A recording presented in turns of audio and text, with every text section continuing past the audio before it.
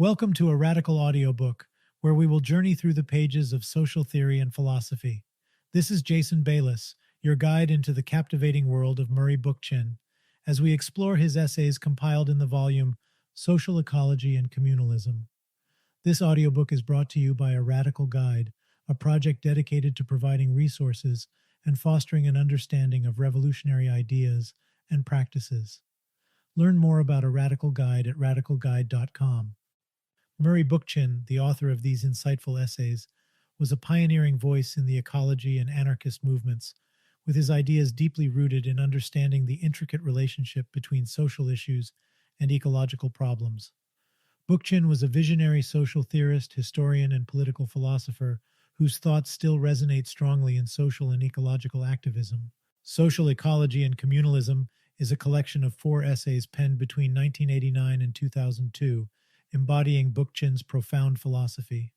These essays delve into the heart of some of our most pressing social and ecological issues, arguing that our ecological problems are primarily a reflection of societal disarray. This audiobook offers a unique opportunity to engage with Bookchin's theories and ideas. It takes us on a thought-provoking journey, proposing a sustainable, just, and equitable model of a society where power resides with communities and decision-making is returned to individuals through direct democracy. A Radical Guide is offering this audiobook as part of our commitment to spreading understanding and encouraging dialogue on essential social and ecological issues. Bookchin's work will enlighten listeners, provoke thought, inspire activism, and help pave the way toward a more just and sustainable world. We invite you to join us as we explore the profound insights of Murray Bookchin in Social Ecology and Communalism. Murray Bookchin, Social Ecology and Communalism, 2006. An Introduction to Social Ecology and Communalism. We are standing at a crucial crossroads. Not only does the age-old social question concerning the exploitation of human labor remain unresolved, but the plundering of natural resources has reached a point where humanity is also forced to politically deal with an ecological question. Today, we have to make conscious choices about what direction society should take to properly meet these challenges. At the same time, we see that our very ability to make the necessary choices are being undermined by an incessant centralization of economic and political power. Not only is there a process of centralization in most modern nation-states that divests humanity of any control over social affairs, but power is also gradually being transferred to transnational institutions. Simultaneously, the elites governing the multinational corporations are virtually given free rein to continue exploiting people as well as the natural world, in a series of new free trade agreements that in turn have provoked a range of popular protests. The last few years have also witnessed, in the ongoing war on terror, serious encroachments on a range of civil rights that we, in the Western world, have come to take for granted. So, at a time when the social and ecological crises are intensified in breadth and scope, we find ourselves utterly disempowered and virtually stripped of possibilities to arrest and reverse this destructive development. None of the established political tendencies, no matter how radical they claim to be, seem to be able to counter these processes. One after another, the European social democratic parties, not to speak of the once so promising green tendencies, have all lowered their banners and come to accept the most pernicious market forces. Their participation in national parliaments continuously hollows out their expressed ideals.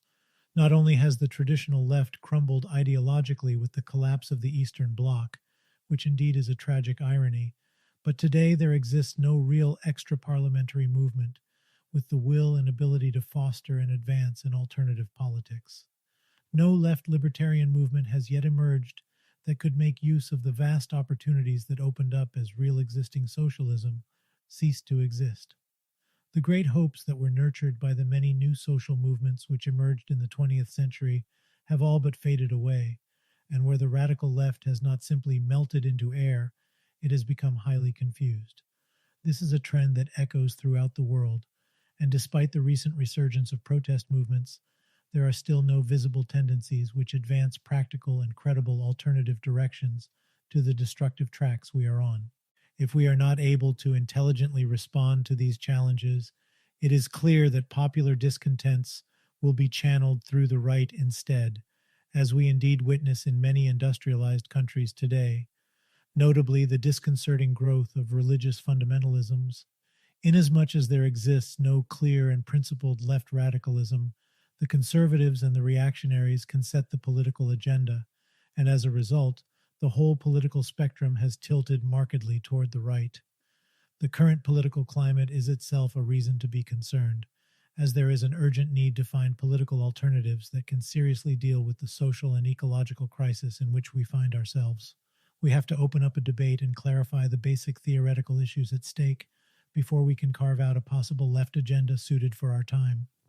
It is in this quest for political alternatives that we turn to the radical theorist Murray Bookchin. This book is a collection of essays written by Bookchin, a man who dedicated his whole life to seeking rational alternatives to capitalist society. Bookchin was born in January 1921 in New York City to Jewish Russian immigrants. His grandparents had been members of the Socialist Revolutionary Party of Russia and fled the country in the wake of the failed revolution of 1905. In the working-class neighborhoods of the Bronx, Bookchin's childhood and youth were strongly marked by the hopeful enthusiasm that followed in the aftermath of the October Revolution of 1917. As America entered headlong into the Great Depression, Bookchin got in touch with the radical organizations agitating in his New York neighborhood, and quickly he became very politically active. This marked the beginning of a long life dedicated to the cause of social freedom. Because of his family's economic situation, Bookchin had to start working at an early age and got involved in the activities of the trade union movement. In the 30s, he was a member of the various organizations spawned by the Communist Party, acting as an agitator, organizer, and study leader, although he gradually became strongly critical of many of its policies. Already by the outbreak of the Spanish Revolution, he broke with the communists, mainly because of their popular front strategy, notoriously the Stalinist betrayal of the Spanish working class. He then became involved in the Trotskyist movement, while Trotsky was still alive, and wrote his first articles for dissident left groups. After the Second World War, he gravitated more and more toward a libertarian socialism and started reevaluating the basic premises and the logical conclusions of conventional radical theory. Bookchin was an untiring activist and theorist in most of the significant radical movements that emerged after the Second World War. He was in the workers' movement while it was still truly radical, and was active as a shop steward and a strike leader. He was one of the definitive pioneers of ecological thought, and participated in the environmental movement from its tentative inception in the 1950s. Bookchin was also a part of the civil rights movement, the anti-nuclear movement, involved with Students for a Democratic Society, and a series of urban development projects. He was very engaged in efforts to develop neo-anarchist ideas, groups, and projects. Later on, he became heavily involved in the emergence of the Greens and was active in local issues and electoral campaigns in his hometown, Burlington, Vermont. It was only in the last few years that physical infirmities impeded him from taking part in active politics and relegated him to the writer's desk.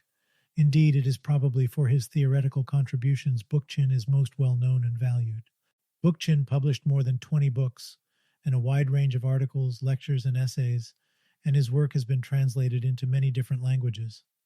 His writings have encompassed a great variety of subject matters, including history, anthropology, philosophy, science, and technology, as well as culture and social organization.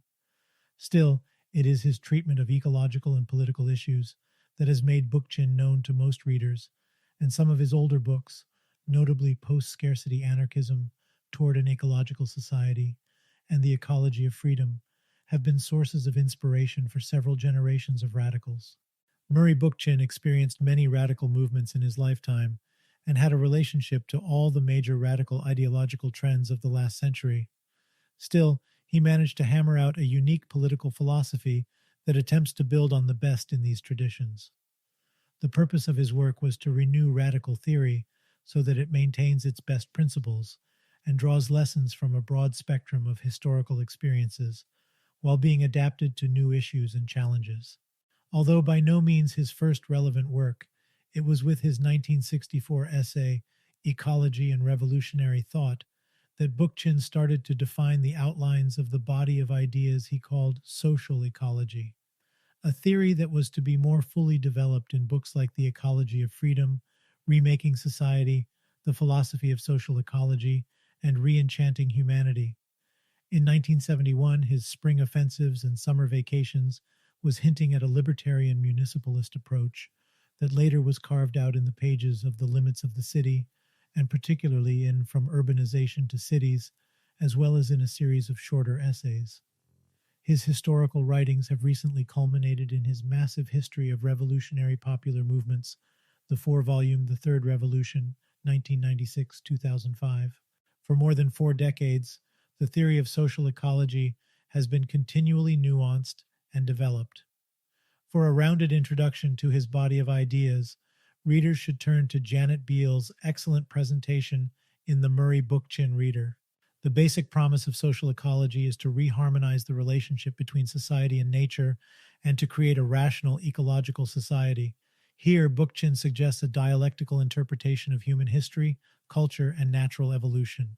By looking at humanity's potentialities for freedom and cooperation, he argues that history itself suggests to us, if only in a fragmented and incomplete form, how such a rational future can and ought to be formed. While Bookchin relied partly on the theories of Karl Marx, particularly his critique of capitalism, he saw the need to distance himself from the Marxist tradition, of which he had been a part, in order to clarify the liberatory content of his ideas. As an anti-authoritarian and a libertarian socialist, he tried to build upon the viable fragments of anarchism to create a rounded libertarian complement to Marx's ideas on the radical left. In order to create a new ecological body of thought as well as a new politics, he used the words post-scarcity anarchism to express the new transcendence his perspective reflected of both libertarian and Marxian views.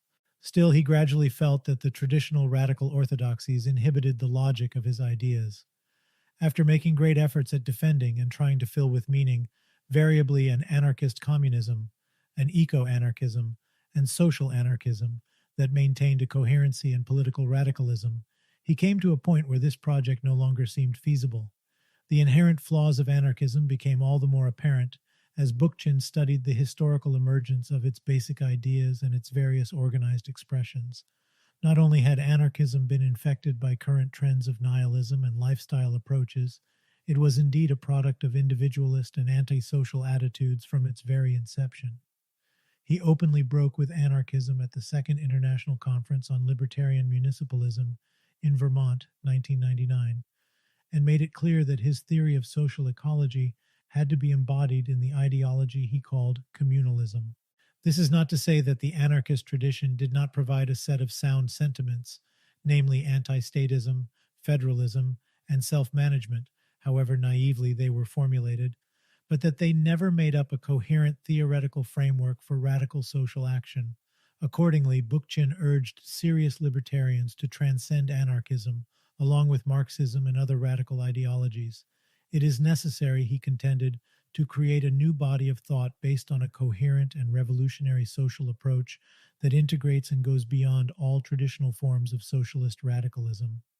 Indeed, vague libertarian ideals of popular self-management, mutual aid, and a stateless community are, through Bookchin's social ecology, developed into aspects of a coherent political theory marked by direct democracy, municipalization, and confederalism. This constitutes the political alternative that Bookchin argued could confront the market economy and powerful centralized institutions. These political ideas have been developed over many decades and are based on both concrete lessons as well as the creative formulations of a man who passionately dedicated his life to the radical movement, a glowing passion that is clearly expressed in the essays here presented. The purpose of this small collection of essays is to give a general overview of Murray Bookchin's fundamental ideas on social ecology and communalism. Of course, 4 essays cannot replace the many books and polemical essays written by Bookchin on these subjects, and this collection is not meant as a substitute for a more thorough study of his ideas. Still, these essays can indeed serve as a decent introduction for serious readers and give a good sense of the theoretical outlines of Bookchin's theoretical corpus. The first essay, What is Social Ecology?, gives an important overview of the basic theoretical tenets of social ecology. Here, Bookchin offers a developmental perspective on society and nature, explaining how second nature, human culture has developed out of first nature, biological evolution, and showing that the very idea of dominating nature is connected to the historical emergence of hierarchies and later to the breakthrough of capitalism.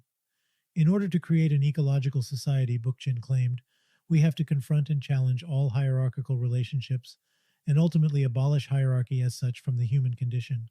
The essay was originally published in an anthology edited by Michael Zimmerman, Environmental Philosophy, From Animal Rights to Radical Ecology, Englewood Cliffs, New Jersey, Prentice Hall, 1993, although it was revised both in 1996 and 2001.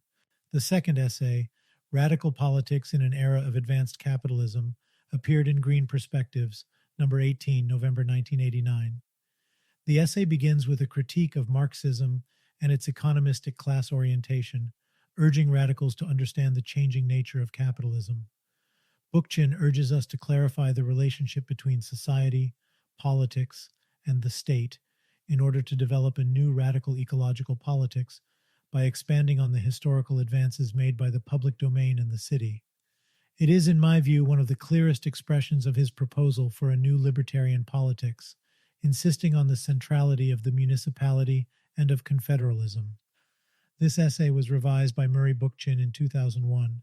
The third essay, The Role of Social Ecology in a Period of Reaction, was written in 1995, when Bookchin had just finished writing Re-Enchanting Humanity. It makes very clear distinctions between social ecology and contemporary trends like deep ecology, mysticism, anti-humanism, as well as postmodernist eclecticism and relativism. It was first sent to an international gathering of social ecologists in Dunoon, Scotland, in August of that year, and it was subsequently published as Theses on Social Ecology in a Period of Reaction in Green Perspectives, number 33, October 1995. In addition to many interesting comments on current cultural and philosophical trends, Bookchin here places social ecology unequivocally in the trajectory of the Enlightenment and its revolutionary offshoots. And for those reasons, I consider this essay particularly appropriate to include in this anthology. The red thread running through all these essays is the drive to understand and explain the struggle for a rational society and to understand the necessary ideological underpinnings of a contemporary radical politics. Although the essays included are very different in focus and emphasis, I think that taken together they convey the ideological foundations of this political project and its roots in the rich and fecund theory of social ecology. This book gives a highly accessible introduction to social ecology and communalism, as it has been developed by one of the most exciting and pioneering thinkers of the 20th century. Its purpose is to give a general overview of Murray Bookchin's ideas and convey a sense of his originality by presenting some of his most central contributions to radical theory. Despite Bookchin's insistence that the ideas he proposed are a product of revolutionary movements of the past and of the ideals of the Enlightenment, he nevertheless created a new and unique synthesis. This political philosophy suggests that the solution to the enormous social and ecological problems we face today fundamentally lie in the formation of a new citizenry, its empowerment through new political institutions, and a new political culture.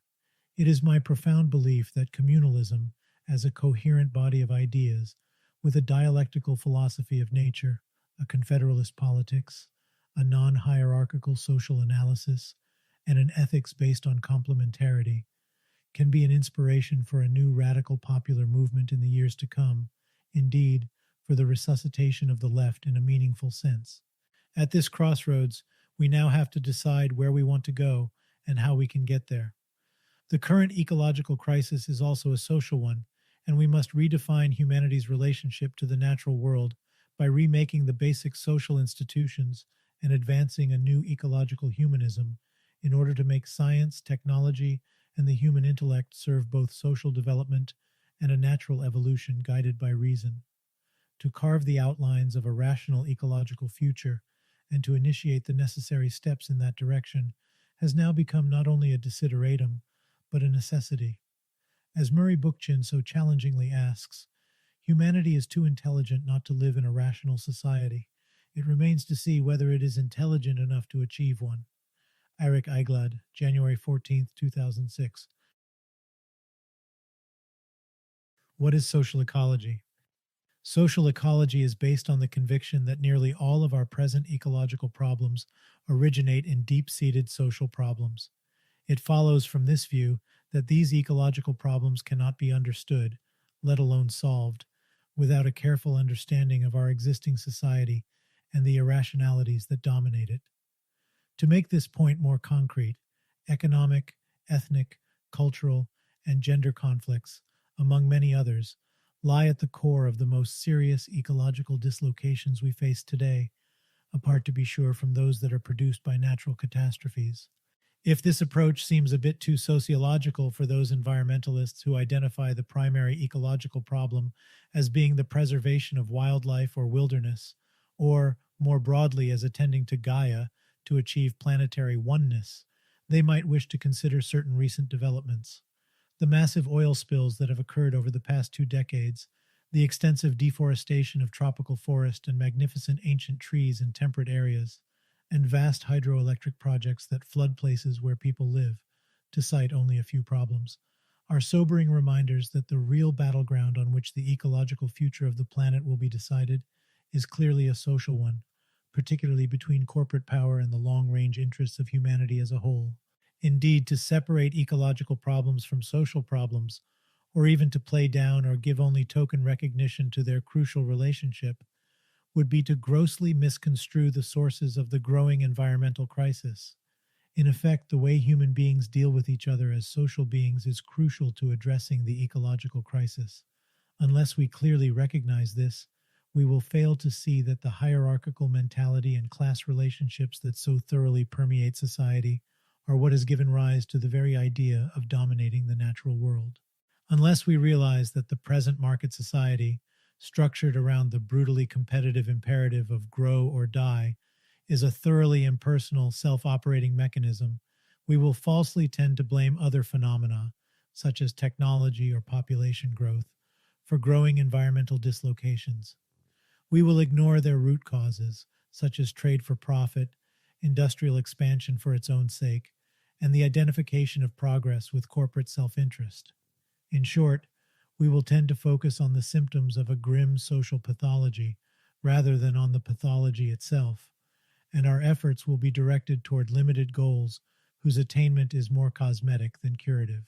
Some critics have recently questioned whether social ecology has treated the issue of spirituality in ecological politics adequately. In fact, social ecology was among the earliest of contemporary ecologies to call for a sweeping change in existing spiritual values. Indeed, such a change would involve a far-reaching transformation of our prevailing mentality of domination into one of complementarity, one that sees our role in the natural world as creative, supportive, and deeply appreciative of the well-being of non-human life. In social ecology, a truly natural spirituality, free of mystical regressions, would center on the ability of an emancipated humanity to function as ethical agents for diminishing needless suffering, engaging in ecological restoration, and fostering an aesthetic appreciation of natural evolution in all its fecundity and diversity. Thus, in its call for a collective effort to change society, social ecology has never eschewed the need for a radically new spirituality or mentality. As early as 1965, the first public statement to advance the ideas of social ecology concluded with the injunction, "The cast of mind that today organizes differences among human and other life forms along hierarchical lines of supremacy or inferiority will give way to an outlook that deals with diversity in an ecological manner, that is, according to an ethics of complementarity. In such an ethics, human beings would complement non-human beings with their own capacities to produce a richer, creative, and developmental whole, not as a dominant species, but as supportive one." Although this ethics, expressed at times as an appeal for the respiritization of the natural world, recurs throughout the literature of social ecology, it should not be mistaken for a theology that raises a deity above the natural world, or even that seeks to discover one within it. The spirituality advanced by social ecology is definitively naturalist, as one would expect given its relation to ecology itself, which stems from the biological sciences, rather than supernaturalistic or pantheistic areas of speculation. The effort in some quarters of the ecology movement to prioritize the need to develop a pantheistic eco-spirituality over the need to address social factors raises serious questions about their ability to come to grips with reality. At a time when a blind social mechanism, the market, is turning soil into sand, covering fertile land with concrete, poisoning air and water, and producing sweeping climatic and atmospheric changes, we cannot ignore the impact that an aggressive, hierarchical, and exploitative class society has on the natural world. We must face the fact that economic growth, gender oppressions, and ethnic domination, not to speak of corporate, state, and bureaucratic incursions on human well-being, are much more capable of shaping the future of the natural world than are privatistic forms of spiritual self-redemption. These forms of domination must be confronted by collective action and by major social movements that challenge the social sources of the ecological crisis, not simply by personalistic forms of consumption and investment that often go under the oxymoronic rubric of green capitalism. The present highly cooptative society is only too eager to find new means of commercial aggrandizement and to add ecological verbiage to its advertising and customer relations efforts. Nature and society. To escape from this profit-oriented image of ecology, let us begin with some basics, namely by asking what society and the natural world actually are. Among the many definitions of nature that have been formulated over time, the one that has the most affinity with social ecology is rather elusive and often difficult to grasp, because understanding and articulating it requires a certain way of thinking, one that stands at odds with what is popularly called linear thinking. This nonlinear or organic way of thinking is developmental rather than analytical, or in more technical terms, it is dialectical rather than instrumental. It conceives the natural world as a developmental process, rather than the beautiful vistas we see from a mountaintop or images fixed on the backs of picture postcards. Such vistas and images of non-human nature are basically static and immobile. As we gaze over a landscape, to be sure, our attention may momentarily be arrested by the soaring flight of a hawk, or the bolting leap of a deer, or the low-slung, shadowy lope of a coyote. But what we are really witnessing in such cases is the mere kinetics of physical motion caught in the frame of an essentially static image of the scene before our eyes. Such static images deceive us into believing in the eternality of single moments in nature.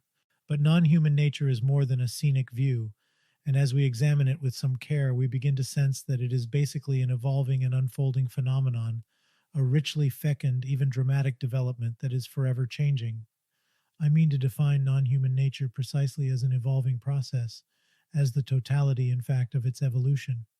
Nature, so concerned, encompasses the development from the inorganic into the organic, and from the less differentiated and relatively limited world of unicellular organisms into that of multicellular ones equipped with simple, then complex and in time fairly intelligent neural apparatuses that allow them to make innovative choices. Finally, the acquisition of warm-bloodedness gives to organisms the astonishing flexibility to exist in the most demanding climatic environments. This vast drama of non-human nature is in every respect stunning and wondrous. Its evolution is marked by increasing subjectivity and flexibility, and by increasing differentiation that makes an organism more adaptable to new environmental challenges and opportunities, and that better equips living beings, specifically human beings, to alter their environment to meet their own needs, rather than merely adapt to environmental changes.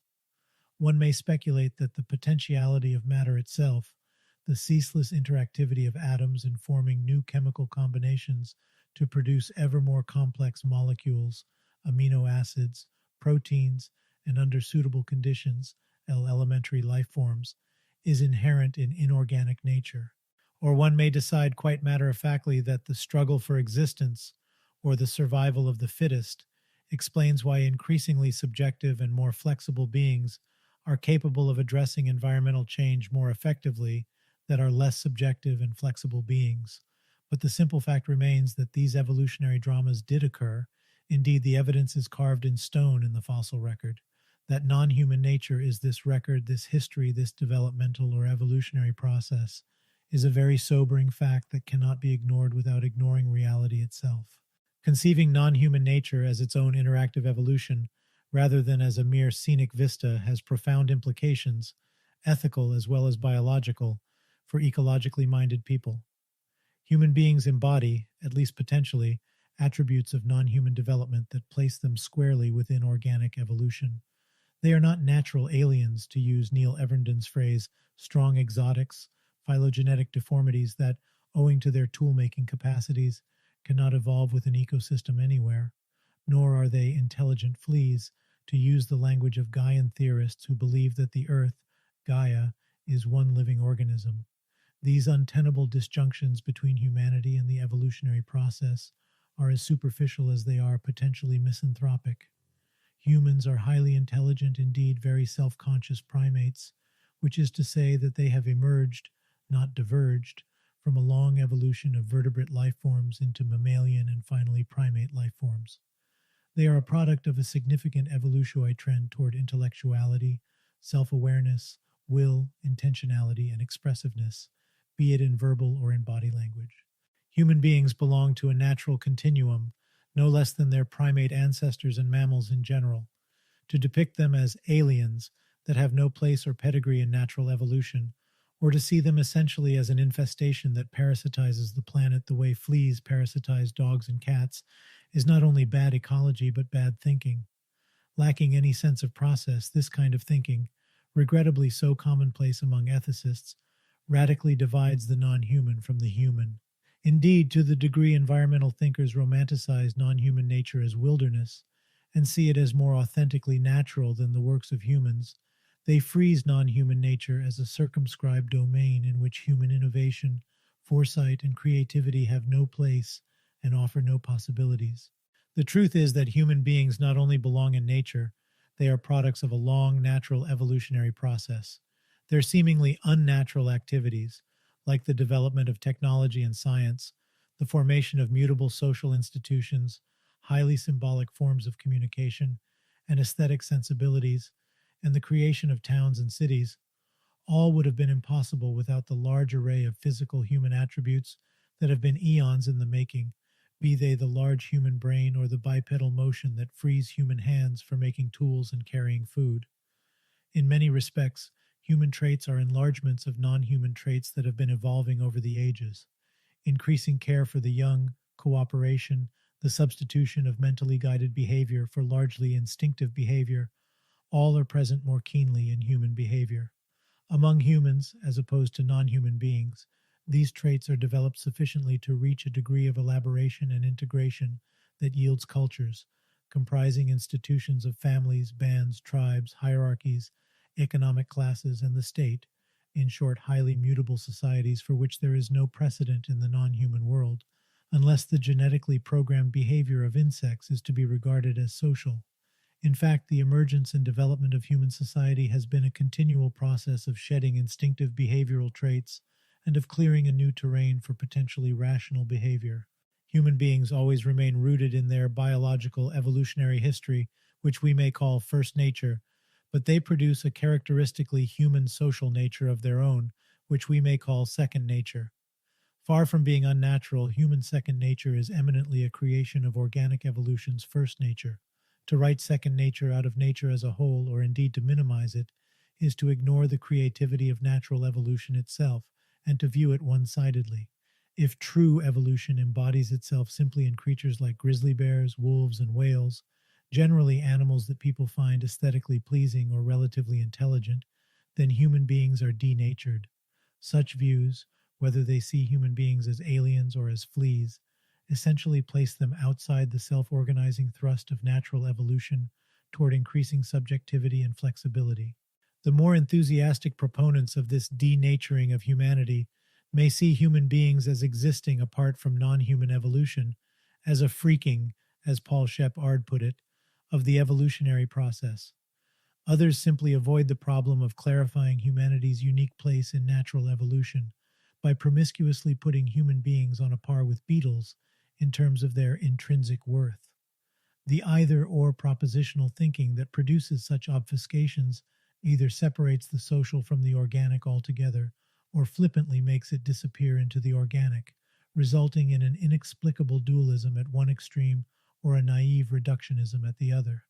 The dualistic approach, with its quasi-theological premise that the world was made for human use, is saddled with the name anthropocentrism, while the reductionist approach, with its almost meaningless notion of a biocentric democracy, is saddled with the name biocentrism.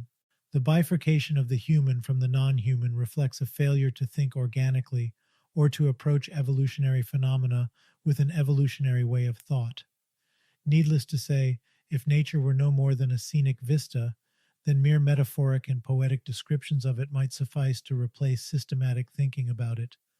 But nature is the history of nature, an evolutionary process that is going on to one degree or another under our very eyes, and as such we dishonor it by thinking of it in anything but a processual way. That is to say, we require a way of thinking that recognizes that what is, as it seems to lie before our eyes, is always developing into what is not, that it is engaged in a continual self-organizing process in which past and present, along a richly differentiated but shared continuum, give rise to a new potentiality for an ever richer degree of wholeness. Life, clearly in its human form, becomes open-endedly innovative and transcends its relatively narrow capacity to adapt only to a pre-given set of environmental conditions. As V. Gordon Childe once put it, man makes himself. He is not preset to survive by his genetic makeup. By the same token, a processual, organic, and dialectical way of thinking has little difficulty in locating and explaining the emergence of the social out of the biological, of second nature out of first nature. It seems more fashionable these days to deal with ecologically significant social issues like an accountant. Thus, one simply juxtaposes two lists of cultural facts, one labeled Old Paradigm and the other New Paradigm, as though they were columns of debits and credits. Obviously distasteful items like centralization are listed under Old Paradigm, while more appealing ones like decentralization are regarded as New Paradigm. The result is an inventory of bumper sticker slogans whose bottom line is patently absolute good versus absolute evil. All of this may be deliciously synoptic and easy on the eyes, but it is singularly lacking as food for the brain. To truly know and be able to give interpretive meaning to the social issues and ideas so arranged, we should want to know how each one derived from the other and what its part is in an overall development. What in fact is meant by decentralization, and how, in the history of human society, does it derive from or give rise to centralization? Again, we need processual thinking to comprehend processual realities if we are to gain some sense of direction, practical as well as theoretical, in addressing our ecological problems. Social ecology seems to stand alone at present in calling for an organic developmental way of thinking out problems that are basically organic and developmental in character. The very definition of the natural world as a development, albeit not any one, indicates the need for organic thinking, as does the derivation of human from non-human nature, a derivation from which we can draw far-reaching conclusions for the development of an ecological ethics that in turn can provide serious guidelines for the solution of our ecological problems. Social ecology calls upon us to see that the natural world and the social are interlinked by evolution into one nature that consists of two differentiations, first or biotic nature, and second or social nature. Social nature and biotic nature share an evolutionary potential for greater subjectivity and flexibility. Second nature is the way in which human beings, as flexible, highly intelligent primates, inhabit and alter the natural world. That is to say, people create an environment that is most suitable for their mode of existence. In this respect, second nature is no different from the environment that every animal, depending upon its abilities, partially creates as well as primarily adapts to, the biophysical circumstances or eco-community in which it must live. In principle, on this very simple level, human beings are doing nothing that differs from the survival activities of non-human beings, be it building beaver dams or digging gopher holes. But the environmental changes that human beings produce are profoundly different from those produced by non-human beings. Humans act upon their environments with considerable technical foresight, however lacking that foresight may be in ecological ideals. Animals adapt to the world around them. Human beings innovate through thought and social labor. For better or worse, they alter the natural world to meet their needs and desires, not because they are perverse, but because they have evolved quite naturally over the ages to do so. Their cultures are rich in knowledge, experience, cooperation, and conceptual intellectuality. However, they have been sharply divided against themselves at many points of their development through conflicts between groups, classes, nation-states, and even city-states. Non-human beings generally live in ecological niches, their behavior guided primarily by instinctive drives and conditioned reflexes. Human societies are bonded together by institutions that change radically over centuries. Non-human communities are notable for their general fixity, by their clearly preset, often genetically imprinted rhythms. Human communities are guided in part by ideological factors and are subject to changes conditioned by those factors. Non-human communities are generally tied together by genetically rooted instinctive factors, to the extent that these communities exist at all. Hence, human beings, emerging from an organic evolutionary process, initiate by the sheer force of their biological and survival needs a social evolutionary development that clearly involves their organic evolutionary process. Owing to their naturally endowed intelligence, powers of communication, capacity for institutional organization, and relative freedom from instinctive behavior, they refashion their environment, as do non-human beings, to the full extent that their biological equipment allows. This equipment makes it possible for them to engage not only in social life, but in social development. It is not so much that human beings in principle behave differently from animals, or are inherently more problematical in a strictly ecological sense, as it is that the social development by which they grade out of their biological development often becomes more problematical for themselves and non-human life.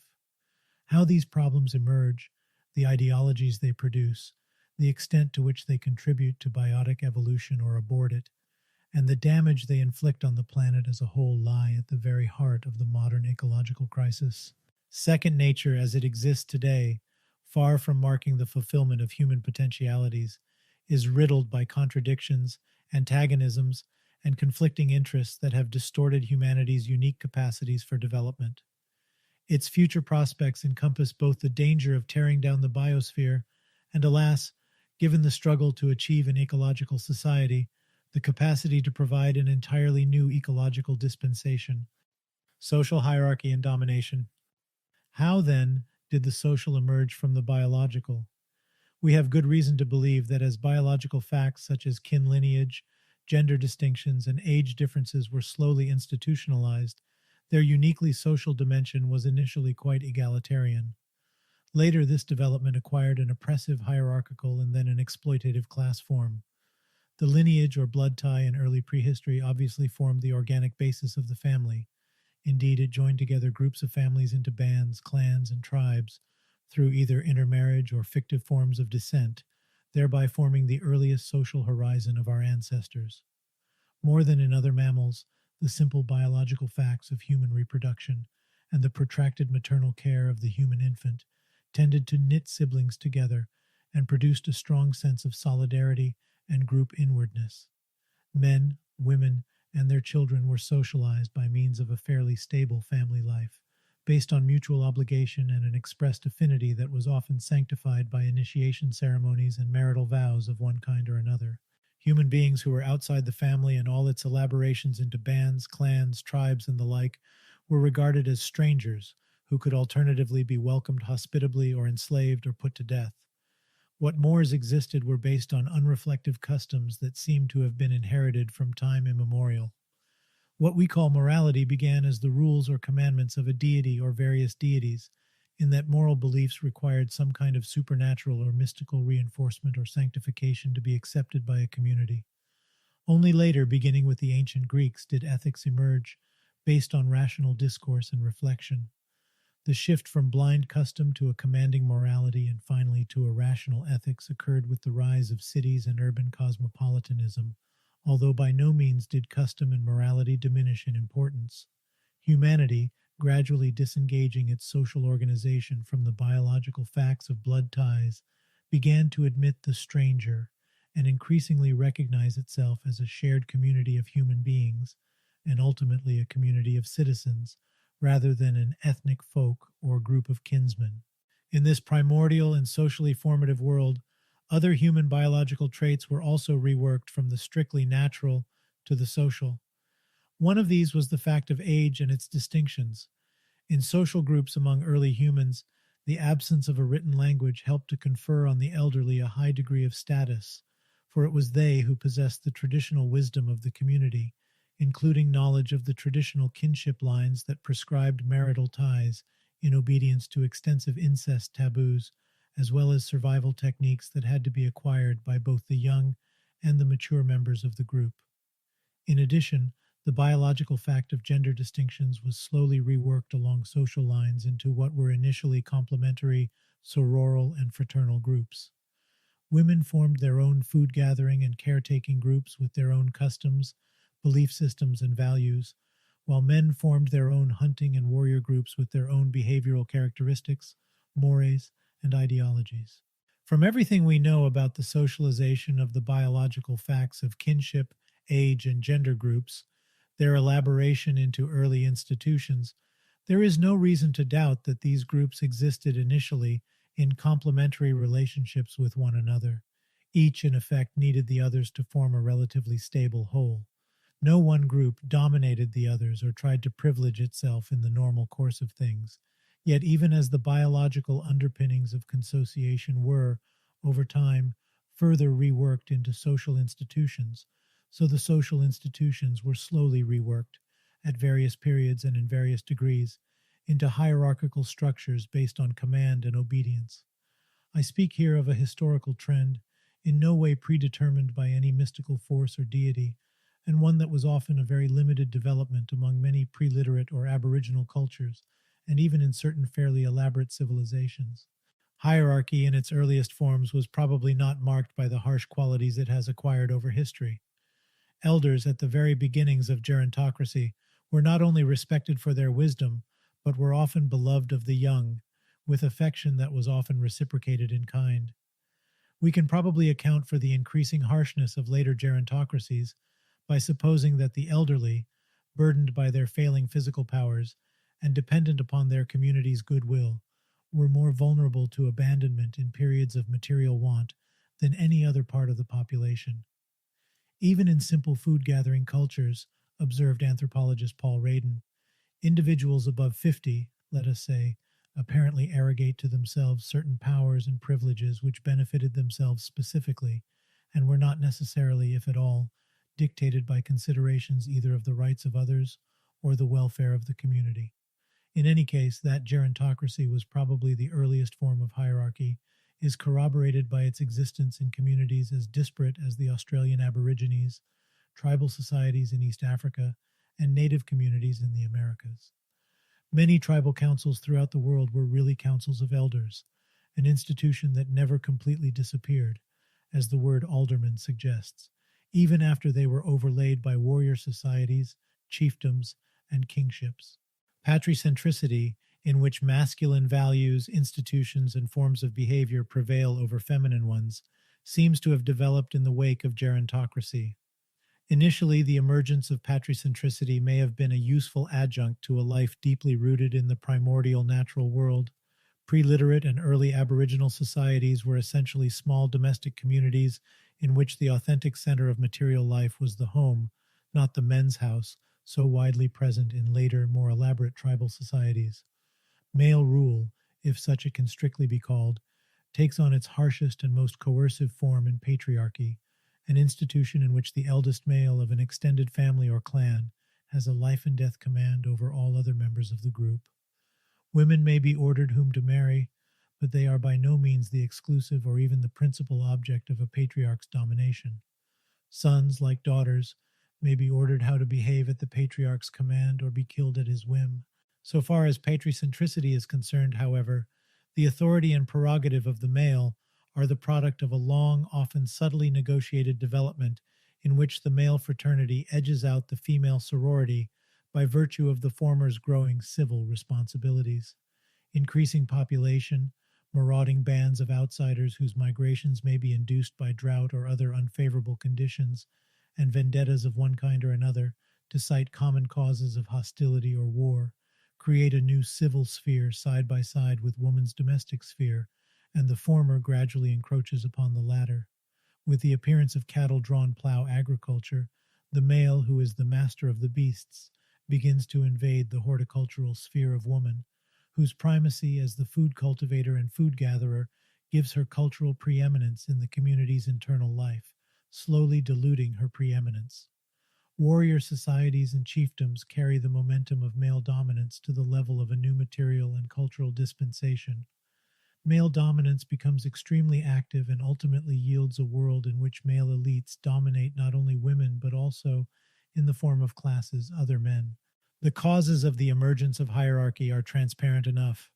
The infirmities of age, increasing population numbers, natural disasters, technological changes that privileged activities of hunting and animal husbandry over horticultural responsibilities, the growth of civil society, and the spread of warfare. All serve to enhance the male's standing at the expense of the females. It must be emphasized that hierarchical domination, however coercive it may be, is not the same thing as class exploitation. As I wrote in The Ecology of Freedom, hierarchy must be viewed as institutionalized relationships, relationships that living beings literally institute or create, but which are neither ruthlessly fixed by instinct on the one hand, nor idiosyncratic on the other. By this I mean that they must comprise a clearly social structure of coercive and privileged ranks that exist apart from the idiosyncratic individuals who seem to be dominant within a given community, a hierarchy that is guided by a social logic that goes beyond individual interactions or inborn patterns of behavior. They are not reducible to strictly economic relationships based on the exploitation of labor. In fact, many chiefs earn their prestige, so essential to their authority, by disposing of gifts, and even by a considerable disaccumulation of their personal goods. The respect accorded to many chiefs is earned, not by hoarding surpluses as a source of power, but by disposing of them as evidence of generosity. By contrast, classes tend to operate along different lines. In class societies, power is usually gained by the acquisition of wealth, not by its disposal. Rulership is guaranteed by outright physical coercion, not simply by persuasion, and the state is the ultimate guarantor of authority. That hierarchy is historically more entrenched than class can perhaps be verified by the fact that despite sweeping changes in class societies, even of an economically egalitarian kind, women have still been dominated beings for millennia. By the same token, the abolition of class rule and economic exploitation offers no guarantee whatever that elaborate hierarchies and systems of domination will also disappear. In non-hierarchical societies, certain customs guide human behavior along basically decent lines. Of primary importance among early customs was the principle of the irreducible minimum, to use Paul Radin's expression, the shared notion that all members of the same community are entitled to the means of life, irrespective of the amount of work they perform. To deny anyone food, shelter, and the basic means of life because of their infirmities or even their frivolous behavior would have been seen as a heinous denial of the very right to live. Nor were the basic resources needed to sustain the community ever permitted to be privately owned. Overriding individualistic control was the broader principle of usufruct, the notion that the means of life that were not being used by one group could be used as needed by another. Thus, unused land, orchards, and even tools and weapons, if left idle, were often at the disposition of anyone in the community who needed them. Lastly, custom fostered the practice of mutual aid, the rather sensible cooperative sharing of things and labor, so that an individual or family in straitened circumstances could expect to be helped by others. Taken as whole, these customs became so sedimented into organic society that they persisted long after hierarchy became oppressive and class society became predominant. The idea of dominating nature. Nature, in the sense of the biotic environment from which humans take the simple things they need for survival, often has no meaning to preliterate peoples as a general concept. Immersed in it as they are, even celebrating animistic rituals in an environment they view as a nexus of life, often imputing their own social institutions to the behavior of non-human species, as in the case of beaver lodges and human-like spirits, the concept of nature as such eludes them. Words that express our conventional notions of nature are not easy to find, if they exist at all, in the languages of Aboriginal peoples. With the rise of hierarchy and domination, however, the seeds were planted for the belief that First Nature not only exists as a world that is increasingly distinguishable from the community, but one that is hierarchically organized and can be dominated by human beings. The worldview of magic revealed this shift clearly. Here, nature was not conceived as a world apart. Rather, a practitioner of magic essentially pleaded with the chief spirit of a game animal, itself a puzzling figure in the dream world, to coax it in the direction of an arrow or a spear. Later, magic became almost entirely instrumental. The hunter used magical techniques to coerce the game to become prey.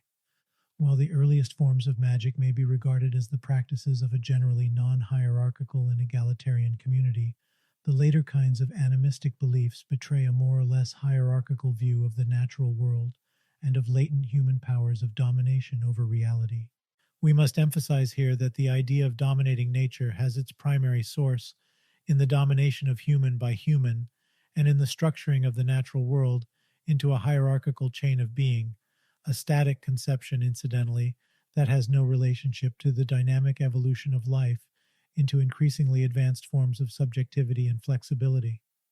The biblical injunction that gave command of the living world to Adam and Noah was above all an expression of a social dispensation. Its idea of dominating nature, so essential to the view of the non-human world as an object of domination, can be overcome only through the creation of a society without those class and hierarchical structures that make for rule and obedience in private as well as public life, and the objectifications of reality as mere materials for exploitation. That this revolutionary dispensation would involve changes in attitudes and values should go without saying, but new ecological attitudes and values will remain vaporous if they are not given substance and solidity through real and objective institutions, the structures by which humans concretely interact with each other, and through the tangible realities of everyday life from child rearing to work and play. Until human beings cease to live in societies that are structured around hierarchies as well as economic classes, we shall never be free of domination, however much we try to dispel it with rituals, incantations, eco-theologies, and the adoption of seemingly natural lifeways. The idea of dominating nature has a history that is almost as old as that of hierarchy itself. Already in the Gilgamesh epic of Mesopotamia, a drama whose written form dates back some 4,000 years, the hero defies the deities and cuts down their sacred trees in his quest for immortality. The Odyssey is a vast travelogue of the Greek warrior, more canny than heroic, who in his wanderings essentially subdues the nature deities that the Hellenic world had inherited form its less well-known precursors, ironically the dark pre-Olympian world that has been revived by purveyors of eco-mysticism and spiritualism. Long before the emergence of modern science, linear rationality, and industrial society, to cite causal factors that are invoked so flippantly in the modern ecology movement, hierarchical and class societies laid waste to much of the Mediterranean basin as well as the hillsides of China, beginning a vast remaking and often despoliation of the planet. To be sure, human second nature, in inflicting harm on first nature, created no Garden of Eden. More often than not, it despoiled much that was beautiful, creative, and dynamic in the biotic world, just as it ravaged human life itself in murderous warfare, genocide, and acts of heartless oppression. Social ecology maintains that the future of human life goes hand in hand with the future of the non-human world, yet it does not overlook the fact that the harm that hierarchical and class society inflicted on the natural world was more than matched by the harm it inflicted on much of humanity. However troubling the ills produced by second nature, the customs of the irreducible minimum, usufruct, and mutual aid cannot be ignored in any account of anthropology and history. These customs persisted well into historical times and surfaced sometimes explosively in massive popular uprisings, from revolts in ancient Sumer to the present time. Many of those revolts demanded the recovery of caring and communistic values, at times when these were coming under the onslaught of elitist and class oppression. Indeed, despite the armies that roamed the landscape of warring areas, the tax gatherers who plundered ordinary village peoples, and the daily abuses that overseers inflicted on peasants and workers, community life still persisted and retained many of the cherished values of a more egalitarian past. Neither ancient despots nor feudal lords could fully obliterate them in peasant villages, and in the towns with independent craft associations. In ancient Greece, a rational philosophy that rejected the encumbering of thought and political life by extravagant wants, as well as a religion based on austerity, tended to scale down needs and to limit human appetites for material goods. Together, they served to slow the pace of technological innovation sufficiently that when new means of production were developed, they could be sensitively integrated into a balanced society. In medieval times, markets were still modest, usually local affairs, in which guilds exercised strict control over prices, competition, and the quality of the goods produced by their members. Grow or die. But just as hierarchies and class structures had acquired momentum and permeated much of society, so too the market began to acquire a life of its own and extended its reach beyond a few limited regions into the depths of vast continents. Where exchange had once been primarily a means to provide for essential needs, limited by guilds or by moral and religious restrictions, long-distance trade subverted those limits. Not only did trade place a high premium on techniques for increasing production, it also became the progenitor of new needs, many of them wholly artificial, and gave a tremendous impetus to consumption and the growth of capital.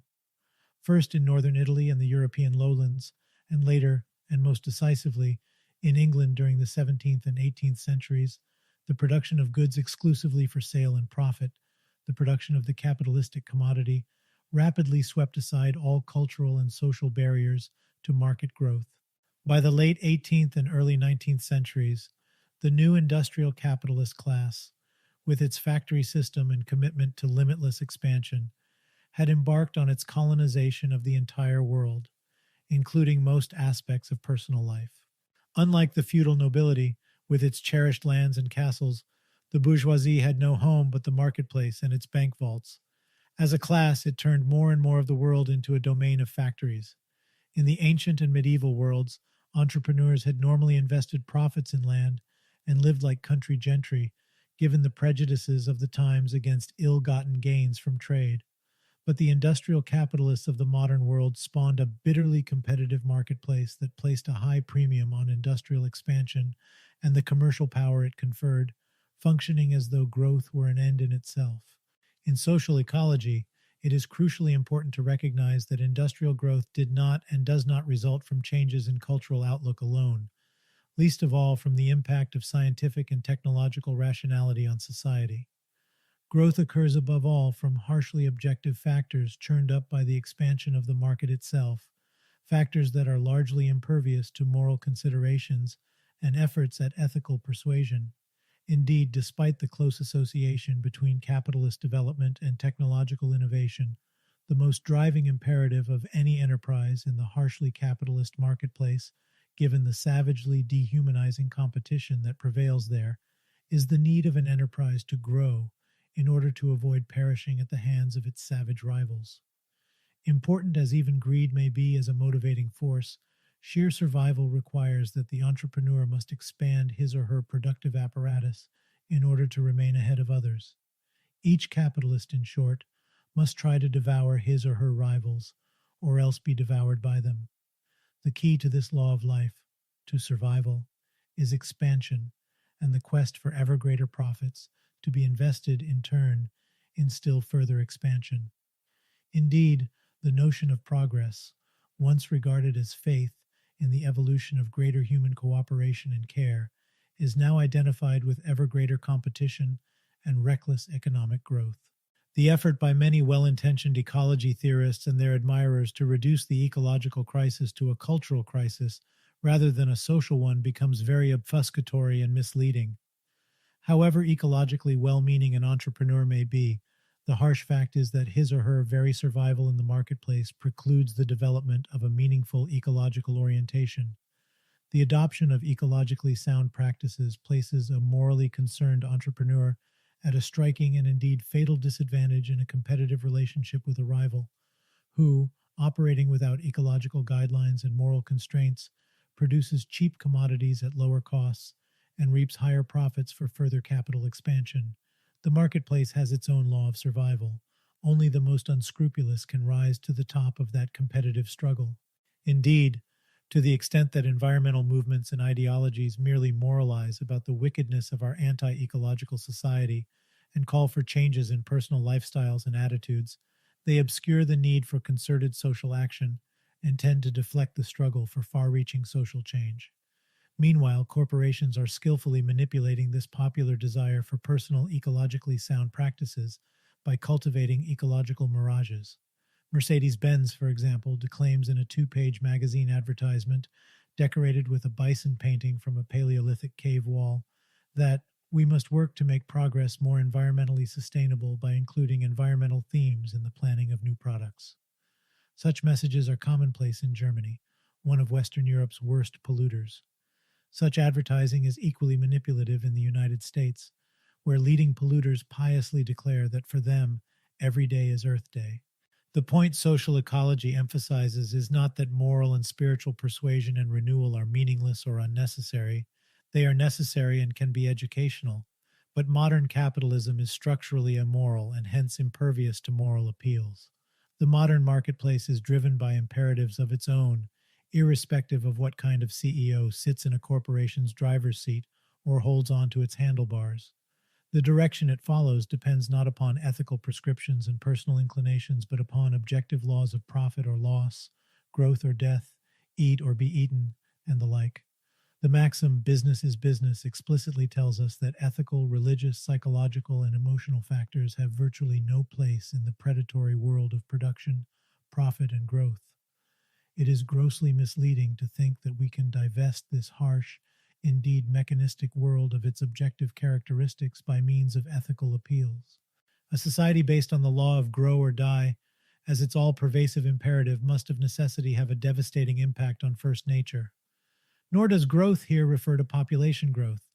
The current wisdom of population boomers to the contrary, the most serious disruptors of ecological cycles are found in the large industrial centers of the world, which are not only poisoning water and air, but producing the greenhouse gases that threaten to melt the ice caps and flood vast areas of the planet. Suppose we could somehow cut the world's population in half. Would growth and the despoliation of the earth be reduced at all? Capital would insist that it was indispensable to own 2 or 3 of every appliance, motor vehicle, or electronic gadget, where one would more than suffice, if not be too many. In addition, the military would continue to demand ever more lethal instruments of death and devastation, of which new models would be provided annually. Nor would softer technologies, if produced by a grow or die market, fail to be used for destructive capitalistic ends. 2 centuries ago, large forested areas in England were hacked into fuel for iron forges with axes that had not changed appreciably since the Bronze Age, and ordinary sails guided ships laden with commodities to all parts of the world well into the 19th century. Indeed, much of the United States was cleared of its forests, wildlife, and aboriginal inhabitants with tools and weapons that could have easily been recognized, however much they were modified by Renaissance people centuries earlier. What modern techniques did was accelerate a process that had been well underway at the close of the Middle Ages. It cannot be held solely responsible for endeavors that were underway for centuries. It essentially abetted damage caused by the ever-expanding market system, whose roots, in turn, lay in one of history's most fundamental social transformations, the elaboration of a system of production and distribution based on exchange rather than complementarity and mutual aid. An ecological society, social ecology is an appeal not only for moral regeneration, but, and above all, for social reconstruction along ecological lines. It emphasizes that, taken by itself, an ethical appeal to the powers that be, based on blind market forces and ruthless competition, is certain to be futile. Indeed, taken by itself, such an appeal obscures the real power relationships that prevail today by making the attainment of an ecological society seem merely a matter of changing individual attitudes, spiritual renewal, or quasi-religious redemption. Although always mindful of the importance of a new ethical outlook, social ecology seeks to redress the ecological abuses that the prevailing society has inflicted on the natural world by going to the structural, as well as the subjective sources of notions like the domination of first nature. That is, it challenges the entire system of domination itself, its economy, its misuse of techniques, its administrative apparatus, its degradations of political life, its destruction of the city as a center of cultural development, indeed the entire panoply of its moral hypocrisies and defiling of the human spirit, and seeks to eliminate the hierarchical and class edifices that have imposed themselves on humanity and defined the relationship between non-human and human nature. It advances an ethics of complementary in which human beings play a supportive role in perpetuating the integrity of the biosphere, the potentiality of human beings to be the most conscious products of natural evolution. Indeed, humans have an ethical responsibility to function creatively in the unfolding of that evolution. Social ecology thus stresses the need to embody its ethics of complementarity in palpable social institutions that will make human beings conscious ethical agents in promoting the well-being of themselves and the non-human world. It seeks the enrichment of the evolutionary process by the diversification of life forms and the application of reason to a wondrous remaking of the planet along ecological lines. Notwithstanding most romantic views, Mother Nature does not necessarily know best. To oppose activities of the corporate world does not require one to become naively biocentric. Indeed, by the same token, to applaud humanity's potential for foresight, rationality, and technological achievement does not make one anthropocentric. The loose usage of such buzzwords, so commonplace in the ecology movement today, must be brought to a definitive end by reflective discussion, not by deprecating denunciations. Social ecology, in effect, recognizes that, like it or not, the future of life on this planet pivots on the future of society. It contends that evolution, both in first nature and in second, is not yet complete. Nor are the two realms so separated from each other that we must choose one or the other, either national evolution with its biocentric halo, or social evolution, as we have known it up to now, with its anthropocentric halo, as the basis for a creative biosphere. We must go beyond both the natural and the social toward a new synthesis that contains the best of both. Such a synthesis must transcend both first and second nature in the form of a creative, self-conscious, and therefore free nature in which human beings intervene in natural evolution with their best capacities, their ethical sense, their unequaled capacity for conceptual thought, and their remarkable powers and range of communication. But such a goal remains mere rhetoric unless a movement gives it logistical and social tangibility. How are we to organize such a movement? Logistically, free nature is unattainable without the decentralization of cities into confederally united communities sensitively tailored to the natural areas in which they are located. Eco-technologies and of solar, wind, methane, and other renewable sources of energy, organic forms of agriculture, and the design of humanly scaled, versatile industrial installations to meet the regional needs of confederated municipalities, all must be brought into the service of an ecologically sound world based on an ethics of complementarity. It means, too, an emphasis not only on recycling but on the production of high-quality goods that can, in many cases, last for generations. It means the replacement of needlessly insensate labor with creative work and an emphasis on artful craftspersonship in preference to mechanized production. It means the free time to be artful and to fully engage in public affairs. One would hope that the sheer availability of goods, the mechanization of production, and the freedom to choose one's material lifestyle would sooner or later influence people to practice moderation in all aspects of life as a response to the consumerism promoted by the capitalist market. But no ethics or vision of an ecological society, however inspired, can be meaningful unless it is embodied in a living politics. By politics, I do not mean the statecraft practiced by what we call politicians, namely, representatives elected or selected to manage public affairs and formulate policies as guidelines for social life.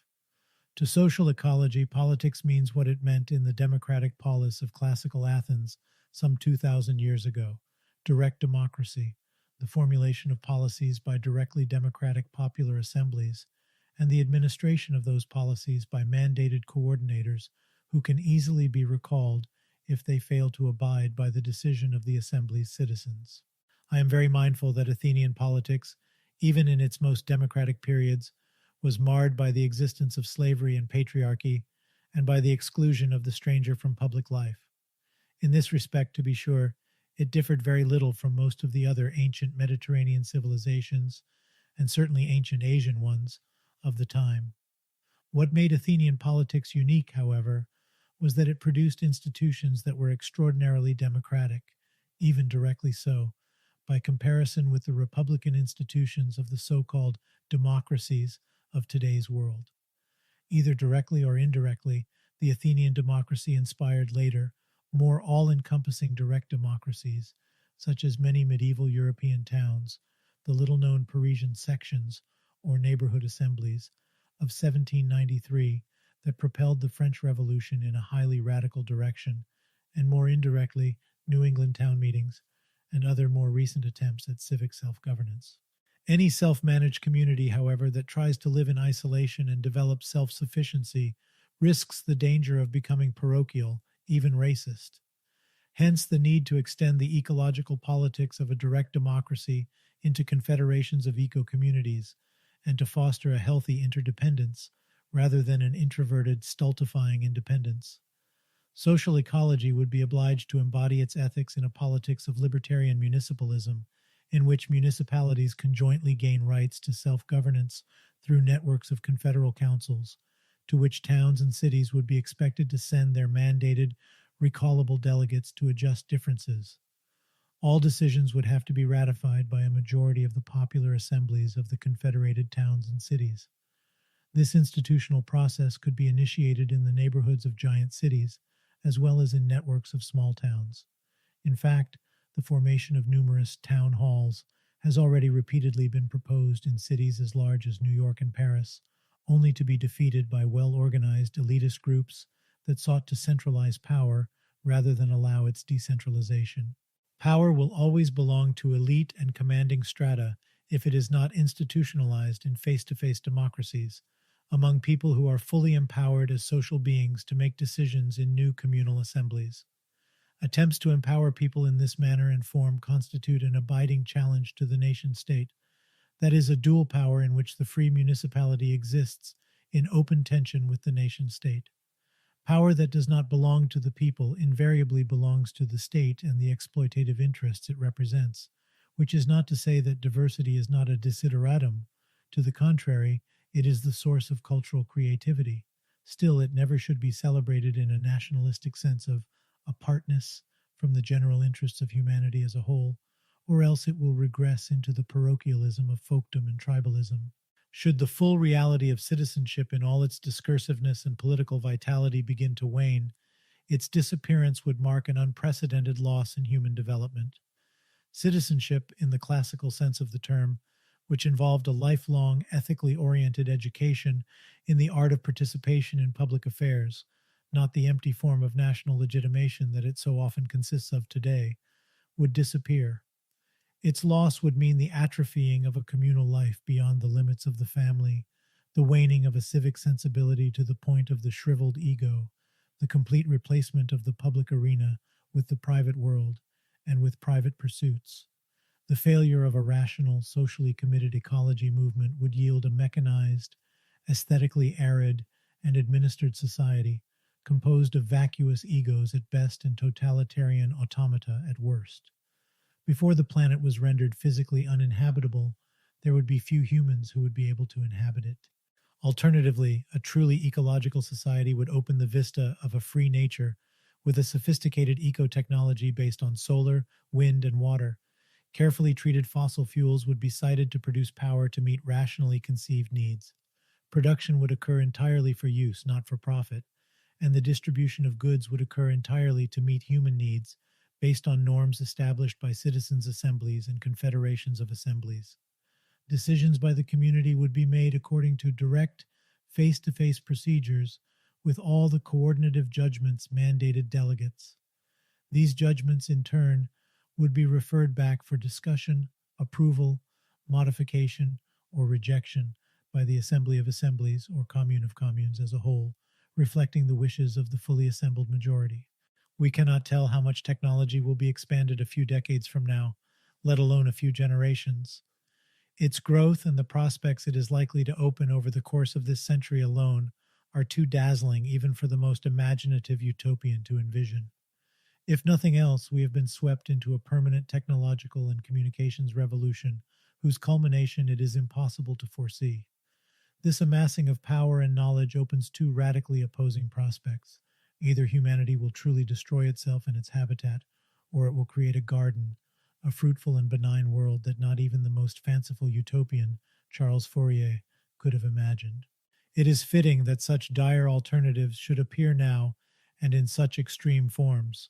Unless social ecology, with its naturalistic outlook, its developmental interpretations of natural and social phenomena, its emphasis on discipline with freedom and responsibility with imagination, can be brought to the service of such historic ends, humanity may well prove to be incapable of changing the world. We cannot defer the need to deal with these prospects indefinitely.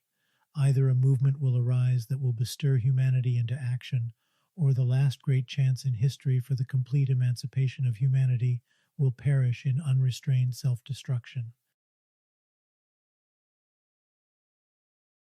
Radical politics in an era of advanced capitalism. Defying all the theoretical predictions of the 1930s, capitalism has restabilized itself with a vengeance and acquired extraordinary flexibility in the decades since World War II. In fact, we have yet to clearly determine what constitutes capitalism in its most mature form, not to speak of its social trajectory in the years to come. But what is clear, I would argue, is that capitalism has transformed itself from an economy surrounded by many pre-capitalist social and political formations into a society that itself has become economized. Terms like consumerism and industrialism are merely obscurantist euphemisms for an all-pervasive embourgeoisement that involves not simply an appetite for commodities and sophisticated technologies, but the expansion of commodity relationships, of market relationships, into areas of life and social movements that once offered some degree of resistance to, if not a refuge from, utterly immoral, accumulative, and competitive forms of human interaction.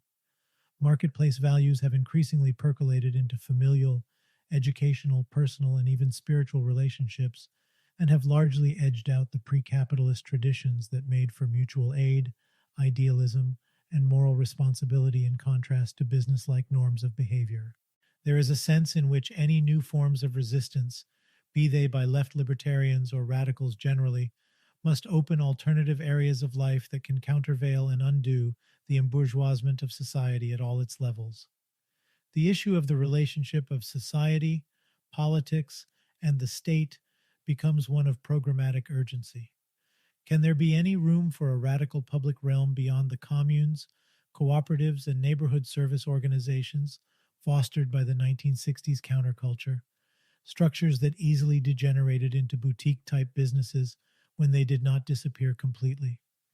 Is there perhaps a public realm that can become an arena for the interplay of conflicting forces for change, education, empowerment, and ultimately confrontation with the established way of life? Marxism, capitalism, and the public sphere. The very concept of a public realm stands at odds with traditional radical notions of a class realm.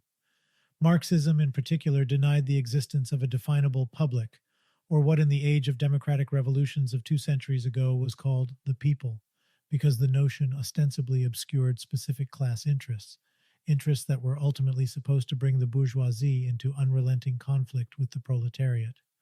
If the people meant anything, according to Marxist theorists, it seemed to mean a waning, unformed, nondescript petty bourgeoisie, a legacy of the past and of past revolutions that could be expected to side mainly with the capitalist class it aspired to enter and ultimately with the working class it was forced to enter.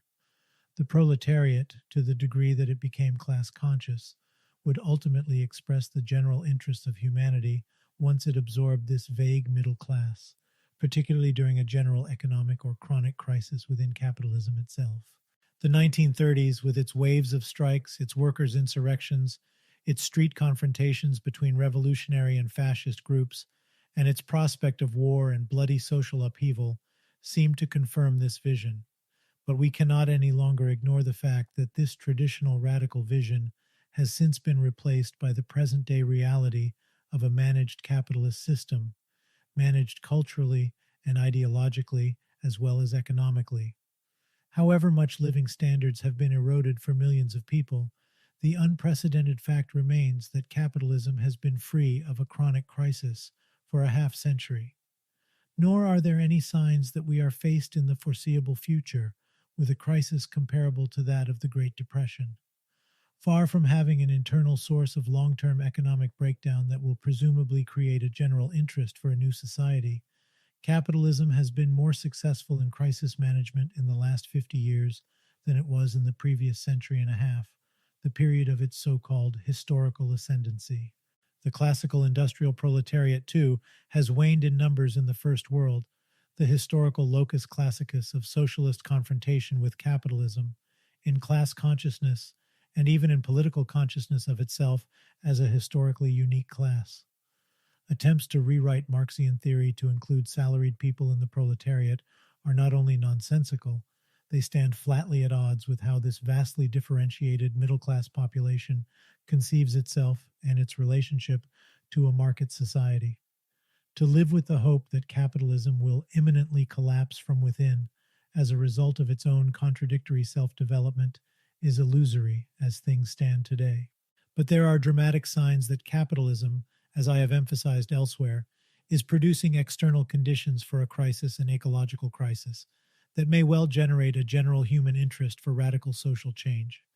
Capitalism, organized around a grow-or-die market system based on rivalry and expansion, must tear down the natural world, turning soil into sand, polluting the atmosphere, changing the entire climatic pattern of the planet, and possibly making the Earth unsuitable for complex forms of life.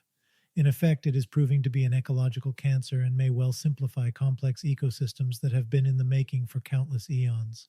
If mindless and unceasing growth as an end in itself, forced by competition to accumulate and devour the organic world, creates problems that cut across material, ethnic, and cultural differences, the concept of the people and of a public sphere may become a living reality in history. Some kind of radical ecology movement has yet to be established that could acquire a unique, cohering, and political significance to replace the influence of the traditional workers' movement. If the locus of proletarian radicalism was the factory, the locus of the ecology movement would be the community, the neighborhood, the town, and the municipality. A new alternative, a political one, would have to be developed that is neither parliamentary on the one hand, nor locked into direct action and countercultural activities on the other. Indeed, direct action could mesh with this new politics in the form of community assemblies, oriented toward a fully participatory democracy. In the highest form of direct action, the full empowerment of the people in determining the destiny of society. Society, politics, and the state. If the 1960s gave rise to a counterculture to resist the prevailing culture, the following decades have created the need for popular counter-institutions to countervail the centralized state. Although the specific form that such institutions could take may vary according to the traditions, values, concerns, and culture of a given area, certain basic theoretical premises must be clarified if one is to advance the need for new institutions and, more broadly, for a new radical politics.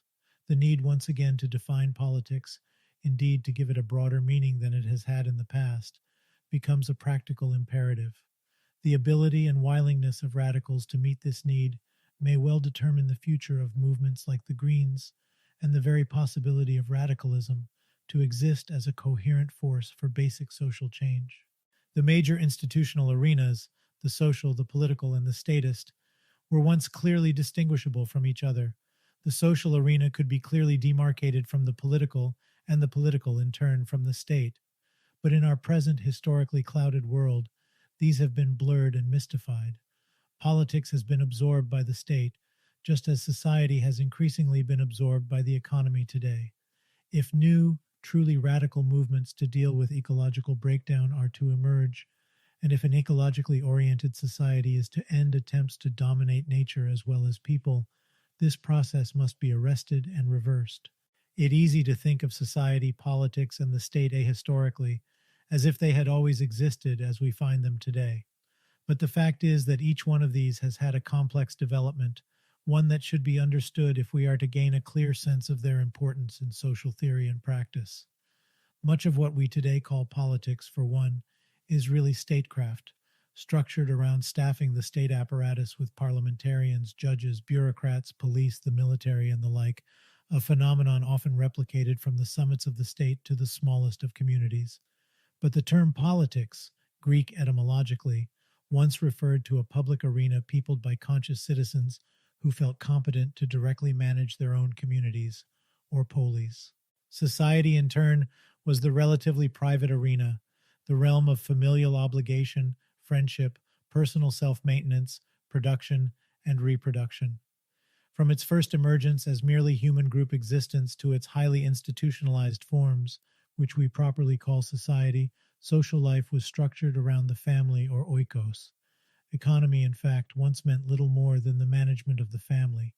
Its core was the domestic world of woman, complemented by the civil world of man. In early human communities, the most important functions for survival, care, and maintenance occurred in the domestic arena, to which the civil arena, such as it was, largely existed in service. A tribe, to use this term in a very broad sense to include bands and clans, was a truly social entity, knitted together by blood, marital, and functional ties based on age and work. These strong centripetal forces, rooted in the biological facts of life, held these eminently social communities together. They gave them a sense of internal solidarity so strong that the tribes largely excluded the stranger or outsider, whose acceptability usually depended upon canons of hospitality and the need for new members to replenish warriors when warfare became increasingly important. A great part of recorded history is an account of the growth of the male civil arena at the expense of this domestic or social one. Males gained growing authority over the early community as a result of intertribal warfare and clashes over territory in which to hunt. Perhaps more important, agricultural peoples appropriated large areas of the land that hunting peoples required to sustain themselves and their lifeways.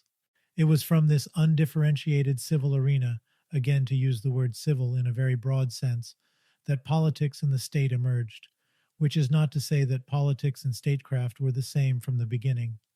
Despite their common origins in the early civil arena, these two were sharply opposed to each other.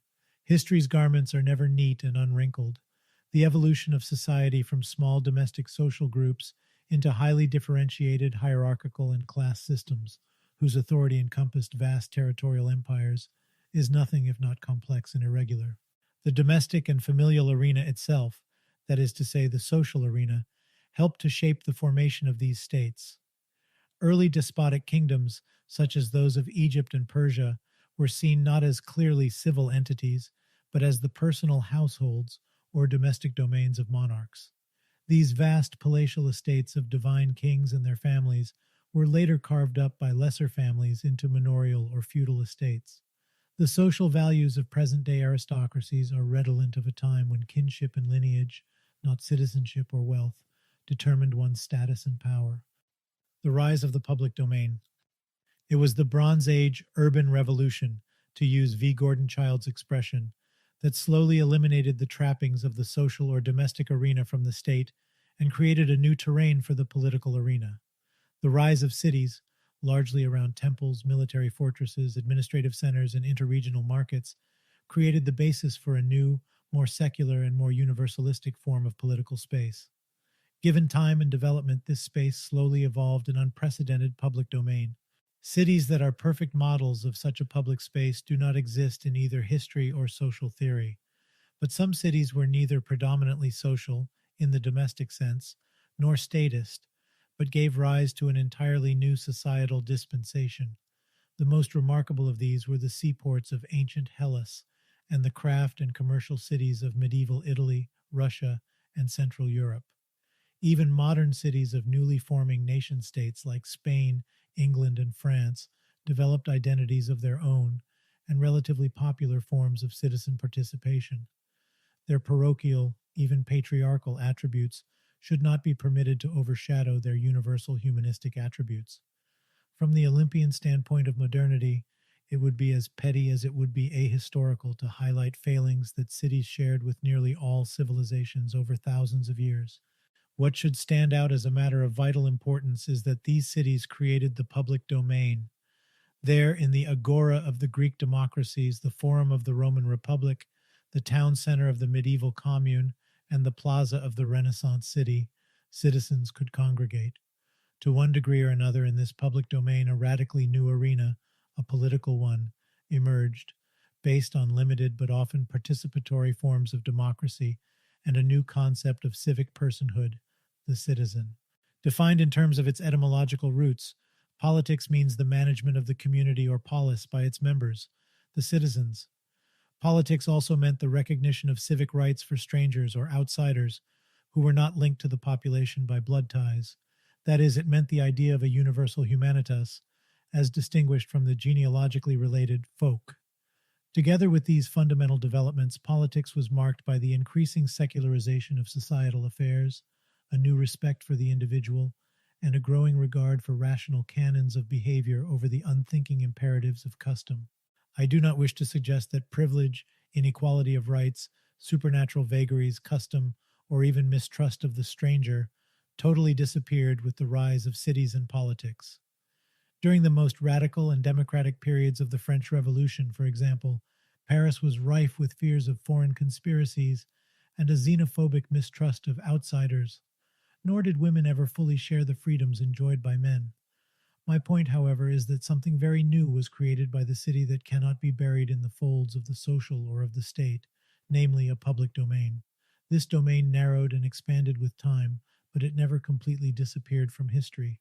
It stood very much at odds with the state, which tried in varying degrees to professionalize and centralize power, often becoming an end in itself, such as the state power that emerged in Ptolemaic Egypt, the absolute monarchies of 17th century Europe, and the totalitarian systems of rule established in Russia and in China in the past century. The importance of the municipality and the confederation. The abiding physical arena of politics has almost always been the city or town, more generically, the municipality. The size of a politically viable city is not unimportant, to be sure.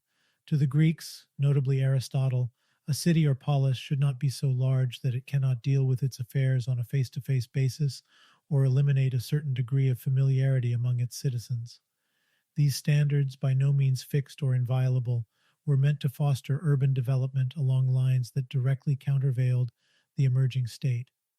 Given a modest but by no means small size, the polis could be arranged institutionally so that it could conduct its affairs by rounded, publicly engaged men with a minimal, carefully guarded degree of representation.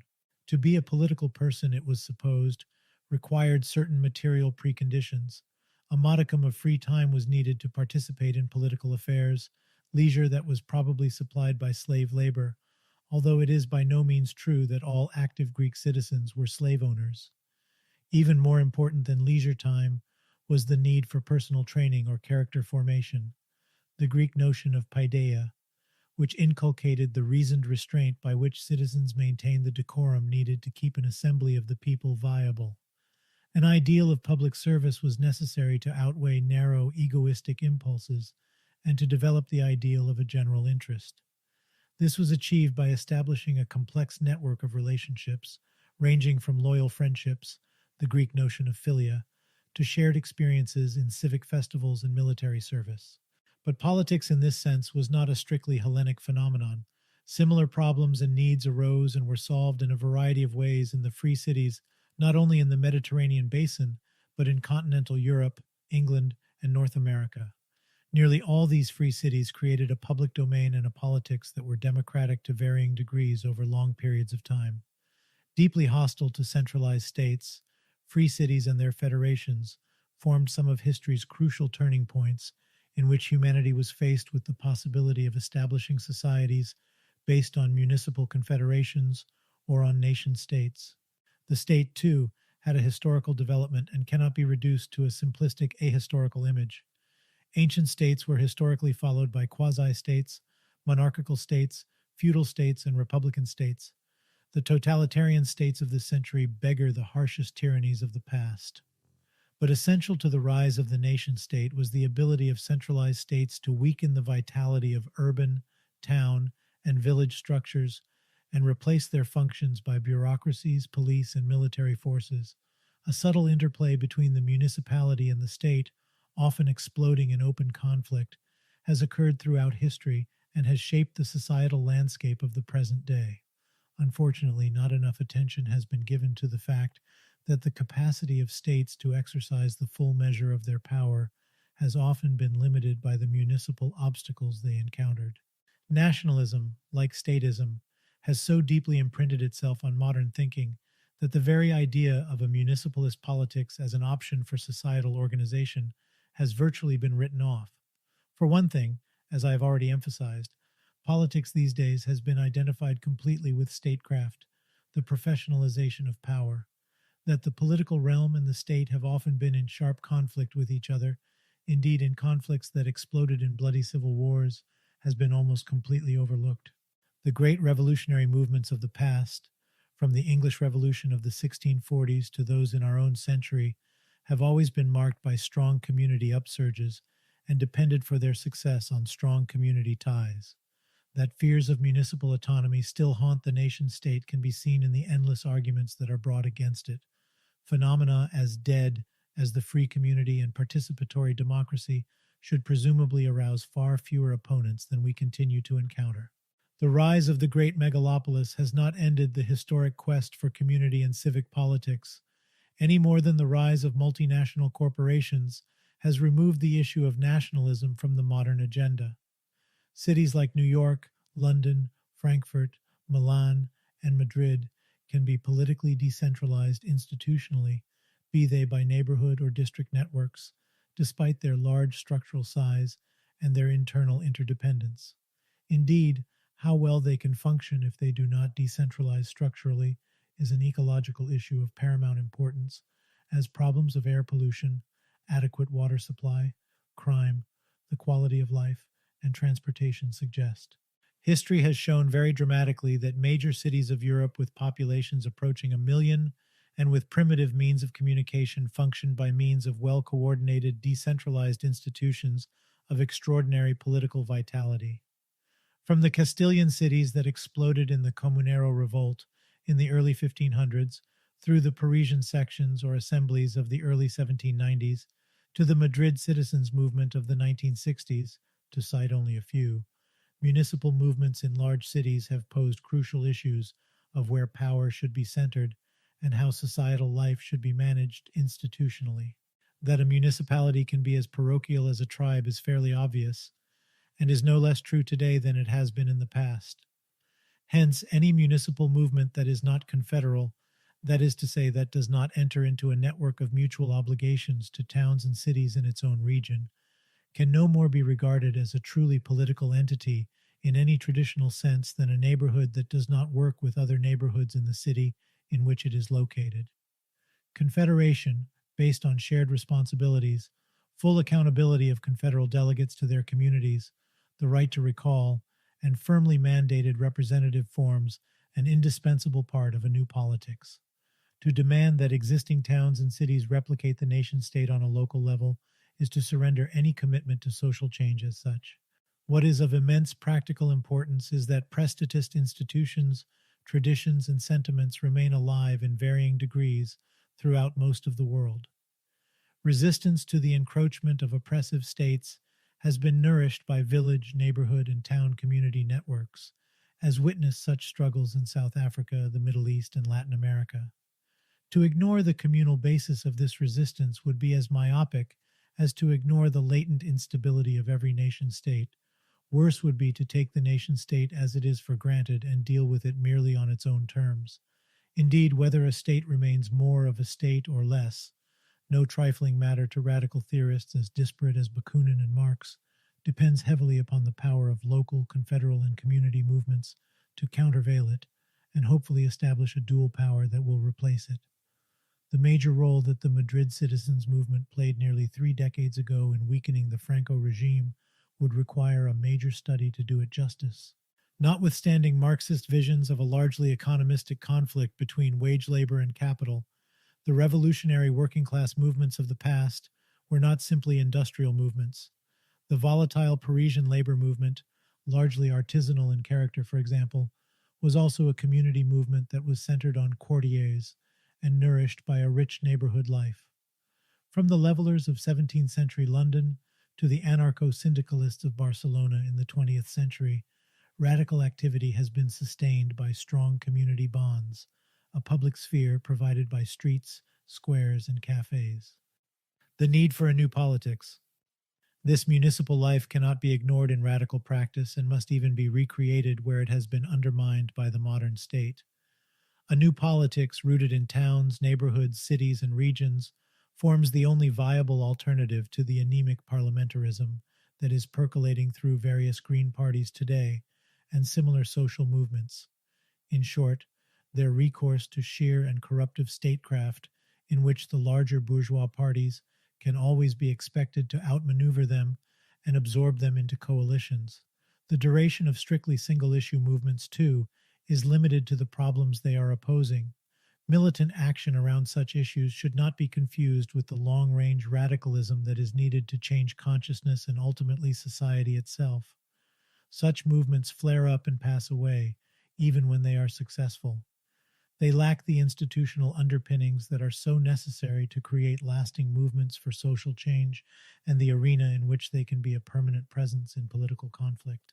Hence, the enormous need for genuinely political grassroots movements, united confederally, that are anchored in abiding and democratic institutions that can be evolved into truly libertarian ones.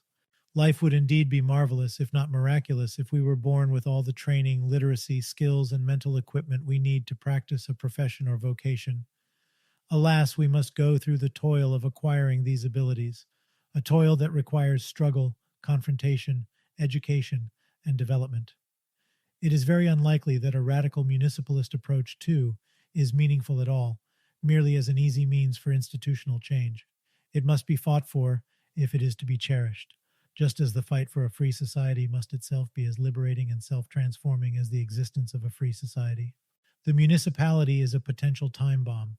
To create local networks and try to transform municipal institutions that replicate the state is to pick up a historic challenge, a truly political one, that has existed for centuries. New social movements are foundering today for want of a political perspective that will bring them into the public arena, hence the ease with which they slip into parliamentarism. Historically, libertarian theory has always focused on the free municipality that was to provide the cellular tissue for a new society. To ignore the potential of this free municipality because it is not yet free is to bypass a slumbering domain of politics that could give lived meaning to the great libertarian demand, a commune of communes. For in these municipal institutions and the changes that we can make in their structure, turning them more and more into a new public sphere, lies the abiding institutional basis for a grassroots dual power, a grassroots concept of citizenship, and municipalized economic systems that can be counterposed to the growing power of the centralized nation-state and centralized economic corporations. The role of social ecology in a period of reaction. Social ecology developed out of important social and theoretical problems that faced the left in the post-World War II period. The historical realities of the 1940s and the 1950s completely invalidated the perspectives of a proletarian revolution, of a chronic economic crisis that would bring capitalism to its knees, and of commitment to a centralistic workers' party that would seize state power and by dictatorial means initiate a transition to socialism and communism. It became painfully evident in time that no such generalized crisis was in the offing, indeed that the proletariat in any party or labor confederation that spoke in the name of the working class could not be regarded as a hegemonic force in social transformation. Quite to the contrary, capitalism emerged from the war stronger and more stable than it had been at any time in its history. A generalized crisis could be managed to one degree or another within a strictly bourgeois framework, let alone the many limited and cyclical crises normal to capitalism. The proletariat, in turn, ceased to play the hegemonic role that the left had assigned to it for more than a century, and Leninist forms of organization were evidently vulnerable to bureaucratic degeneration. Moreover, capitalism, following the logic of its own nature as a competitive market economy, was creating social and cultural issues that had not been adequately encompassed by the traditional left of the interwar era, 1917-39. To be sure, the traditional left's theoretical cornerstone, notably the class struggle between wage labor and capital, had not disappeared, nor had economic exploitation ceased to exist. But the issues that had defined the traditional left, more precisely proletarian socialism in all its forms, had broadened immensely, expanding both the nature of oppression and the meaning of freedom. Hierarchy, while not supplanting the issue of class struggle, began to move to the foreground of at least Euro-American radical concerns in the widespread challenges raised by the 60s New Left and youth culture to authority as such, not only to the state. Domination, while not supplanting exploitation, became the target of radical critique and practice in the early civil rights movement in the United States in attempts to remove conventional constraints on sexual behavior, dress, lifestyle, and values, and later, in the rise of feminist movements, ecological movements that challenged the myth of dominating the natural world, and movements for gay and lesbian liberation. It is unlikely that any of these movements would have emerged had capitalism at mid-century not created all the indispensable technological preconditions for a libertarian communist society, prospects that are consistent with Enlightenment ideals and the progressive dimensions of modernity. One must return to the great debates that began in the late 1950s over the prospects for free time and material abundance to understand the ideological atmosphere that new technologies such as automation created and the extent to which they were absorbed by the New Left of the 1960s. The prospect of a post-scarcity society, free of material want and demanding toil, opened a new horizon of potentiality and hope, ironically reiterating the prescient demands of the Berlin Dadaists of 1919 for universal unemployment, which stood in marked contrast to the traditional left's demand for full employment. The struggle for a rational society, social ecology, as developed in the United States in the early 60s, long after the expression had fallen into disuse as a variant of human ecology, tried to advance a coherent, developmental, and socially practical outlook to deal with the changes in radicalism and capitalism that were in the offing. Indeed, in great part, it actually anticipated them. Long before an ecology movement emerged, social ecology delineated the scope of the ecological crisis that capitalism must necessarily produce, tracing its roots back to hierarchical domination, and emphasizing that a competitive capitalist economy must unavoidably give rise to unprecedented contradictions with the non-human natural world.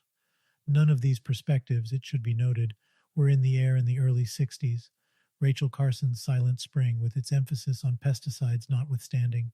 Indeed, as early as 1962, social ecology projected the alternative of solar energy, wind power, and water power, among other new eco-technologies, and alternatives to existing productive facilities that were to become axiomatic to a later generation of ecologists. It also advanced the vision of new eco-communities based on direct democracy and non-hierarchical forms of human relations. These facts should be emphasized in view of Deep Ecology's attempt to rewrite the history of the ecology movement in terms of its own quasi-religious and scarcity-oriented outlook. Nor should we overlook the fact that social ecology's anti-hierarchical analyses laid the theoretical basis for early feminism, various community movements, the anti-nuclear movement, and in varying degrees, green movements, before they turned from non-party parties into conventional electoral machines. Nonetheless, social ecology makes no claim that it emerged ab novo. It was, and it remains, deeply rooted in Enlightenment ideals and the revolutionary tradition of the past 2 centuries. Its analyses and goals have never been detached from the understandably less developed theoretical analyses of Karl Marx and classical radical thinkers like Peter Kropotkin, or from the great revolutions that culminated in the Spanish Revolution of 1936-37. It eschews any attempt to defame the historic traditions of the left in favor of a neoliberal patchwork of ideas or a quasi-political centrism that parades as postmodernism and post-industrialism, not to speak of the post-materialist spiritualism fostered by eco-feminists, lifestyle anarchists, deep ecologists, and so-called social deep ecologists or deep social ecologists. Quite to the contrary, social ecology functions to countervail attempts to denature the Enlightenment and revolutionary project by emphasizing the need for theoretical coherence, no less today than it did in the 1960s, when the New Left drifted from a healthy libertarian populism into a quagmire of Leninist, Maoist, and Trotskyist tendencies. Social ecology retains its filiations with the Enlightenment and the revolutionary tradition, all the more emphatically in opposition to the quasi-mystical and expressly mystical trends that are thoroughly sweeping up the privileged petty bourgeoisie of North America and Europe with their goulash of anti-rational, spiritualistic, and atavistic ideologies. Social ecology is only too mindful that capitalism today has a nearly infinite capacity to co-opt, indeed commodify, self-styled oppositional trends that remain as the detritus of the new left and the old counterculture. Today, anarchism comes packaged by Hakeem Bey, Bob Black, David Watson, and Jason McQuinn, and is little more than a merchandisable boutique ideology that panders to petty bourgeois tastes for naughtiness and eccentricity. Ecology, too, has been packaged and repackaged into a variety of deep ecologies that generally emphasize an animalistic reductionism, neo-Malthusian hunger politics, anti-humanism, and bio- or ecocentrism. In short, a pastiche that renders it equally palatable to members of the British royal family at the summit of the social hierarchy and to lumpenized anarchoids at its base. Feminism, initially a universalized challenge to hierarchy as such, has devolved into parochial, often self-serving, and even materially rewarding species of ecofeminism and express theisms that pander to a myth of gender superiority, no less ugly when it concerns women than when it concerns men, in one form or another, not to speak of the outright wealth-oriented feminism promoted by Naomi Wolf et al. Capitalism, in effect, has not only rendered the human condition more and more irrational, but it has absorbed into its orbit, to one degree or another, the very consciousness that once professed to oppose it. If Fourier insightfully declared that the way a society treats its women can be regarded as a measure of its status as a civilization, so today we can add that the extent to which a society devolves into mysticism and eclecticism can be regarded as measure of its cultural decline. By these standards, no society has more thoroughly denatured its once radical opponents than capitalism in the closing years of the 20th century.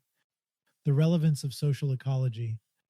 This devolution of consciousness is by no means solely the product of our century's new global media, as even radical theorists of popular culture tend to believe. Absolutism and medievalism, no less than capitalism, had its own media, the church, that reached as ubiquitously into every village as television reaches into the modern living room. The roots of modern cultural devolution are as deep-seated as the ecological crisis itself. Capitalism today is openly flaunted not only as a system of social relationships, but as the end of history, indeed as a natural society that expresses the most intrinsic qualities of human nature, its ostensible drive to compete, win, and grow. This transmutation of means into ends, vicious as the means may be, is not merely the American way. It is the bourgeois way. The commodity has now colonized every aspect of life, rendering what was once a capitalist economy into a capitalist culture. It has produced literally a marketplace of ideas, in which the coin for exchanging inchoate notions and intuitions is validated by the academy, the corrupter par excellence of the best and brightest in modern society, and the eviscerator of all that is coherent and clearly delineable. Indeed, never has high culture, once guarded by academic mandarins, been so scandalously debased by academic presses that have become the pornographers of ideology. Bourgeois society qua culture, particularly its academic purveyors, abhors a principled stand, particularly a combative one that is prepared to clearly articulate a body of coherent principles and thrust it into opposition against the capitalist system as a whole. Theoretically and practically, serious opposition takes its point of departure from the need to understand the logic of an ideology, not its euphemistic metaphors and drifting inconsistencies. Capitalism has nothing to fear from an ecological, feminist, anarchist, or socialist hash of hazy ideas, often fatuously justified as pluralistic or relativistic, that leaves its social premises untouched. It is all the better for the prevailing order that reason be denounced as logocentrism, that bourgeois social relations be concealed under the rubric of industrial society, that the social need for an oppositional movement be brushed aside in favor of a personal need for spiritual redemption, that the political be reduced to the personal, that the project of social revolution be erased by hopeless communitarian endeavors to create alternative enterprises. Except where its profits and growth opportunities are concerned, capitalism now delights in avowals of the need to compromise, to seek a common ground, the language of its professoriate no less than its political establishment, which invariably turns out to be its own terrain in a mystified form. Hence the popularity of market socialism in self-styled leftist periodicals, or possibly social deep ecology in deep ecology periodicals like The Trumpeter, or more brazenly, accolades to Gramsci by the Nouvelle Droite in France, or to a Green Adolf in Germany. A Robin Eckersley has no difficulty juggling the ideas of the Frankfurt School with deep ecology, while comparing in truly biocentric fashion the navigational skills of birds with the workings of the human mind. The wisdom of making friends with everyone that underpins this academic discourse can only lead to a blurring of latent and serious differences, and ultimately to the compromise of all principles and the loss of political direction. The social and cultural decomposition produced by capitalism can be resisted only by taking the most principled stand against the corrosion of nearly all self-professed oppositional ideas. More than at any time in the past, social ecologists should abandon the illusion that a shared use of the word social renders all of us into socialists, or ecology into radical ecologists. The measure of social ecology's relevance and theoretical integrity consists of its ability to be rational, ethical, coherent, and true to the ideal of the Enlightenment and the revolutionary tradition, not of any ability to earn plaudits from the Prince of Wales, Al Gore, or Gary Snyder, still less from academics, spiritualists, and mystics. In this darkening age when capitalism, the mystified social order par excellence, threatens to globalize the world with capital, commodities, and a facile spirit of negotiation and compromise, it is necessary to keep alive the very idea of uncompromising critique. It is not dogmatic to insist on consistency, to infer and contest the logic of a given body of premises, to demand clarity in a time of cultural twilight. Indeed, quite to the contrary, eclecticism and theoretical chaos, not to speak of practices that are more theatrical than threatening, and that consist more of posturing than convincing, will only dim the light of truth and critique. Until social forces emerge that can provide a voice for basic social change rather than spiritual redemption, social ecology must take upon itself the task of preserving and extending the great traditions from which it has emerged. Should the darkness of capitalist barbarism thicken to the point where this enterprise is no longer possible, history, as the rational development of humanity's potentialities for freedom and consciousness, will indeed reach its definitive end. The Communalist Project. Whether the 21st century will be the most radical of times or the most reactionary, or will simply lapse into a gray era of dismal mediocrity, will depend overwhelmingly upon the kind of social movement and program that social radicals create out of the theoretical, organizational, and political wealth that has accumulated during the past 2 centuries of the revolutionary era. The direction we select from among several intersecting roads of human development may well determine the future of our species for centuries to come. As long as this irrational society endangers us with nuclear and biological weapons, we cannot ignore the possibility that the entire human enterprise may come to a devastating end. Given the exquisitely elaborate technical plans that the military-industrial complex has devised, the self-extermination of the human species must be included in the futuristic scenarios that, at the turn of the millennium, the mass media are projecting the end of a human future as such. Lest these remarks seem too apocalyptic, I should emphasize that we also live in an era when human creativity, technology, and imagination have the capability to produce extraordinary material achievements and to endow us with societies that allow for a degree of freedom that far and away exceeds the most dramatic and emancipatory visions projected by social theorists such as Saint-Simon, Charles Fourier, Karl Marx, and Peter Kropotkin. Many thinkers of the postmodern age have obtusely singled out science and technology as the principal threats to human well-being, yet few disciplines have imparted to humanity such a stupendous knowledge of the innermost secrets of matter and life, or provided our species better with the ability to alter every important feature of reality and to improve the well-being of human and non-human life forms. We are thus in a position either to follow a path toward a grim end of history, in which a banal succession of vacuous events replaces genuine progress, or to move on to a path toward the true making of history, in which humanity genuinely progresses toward a rational world. We are in a position to choose between an ignominious finale, possibly including the catastrophic nuclear oblivion of history itself, and history's rational fulfillment in a free, materially abundant society in an aesthetically crafted environment.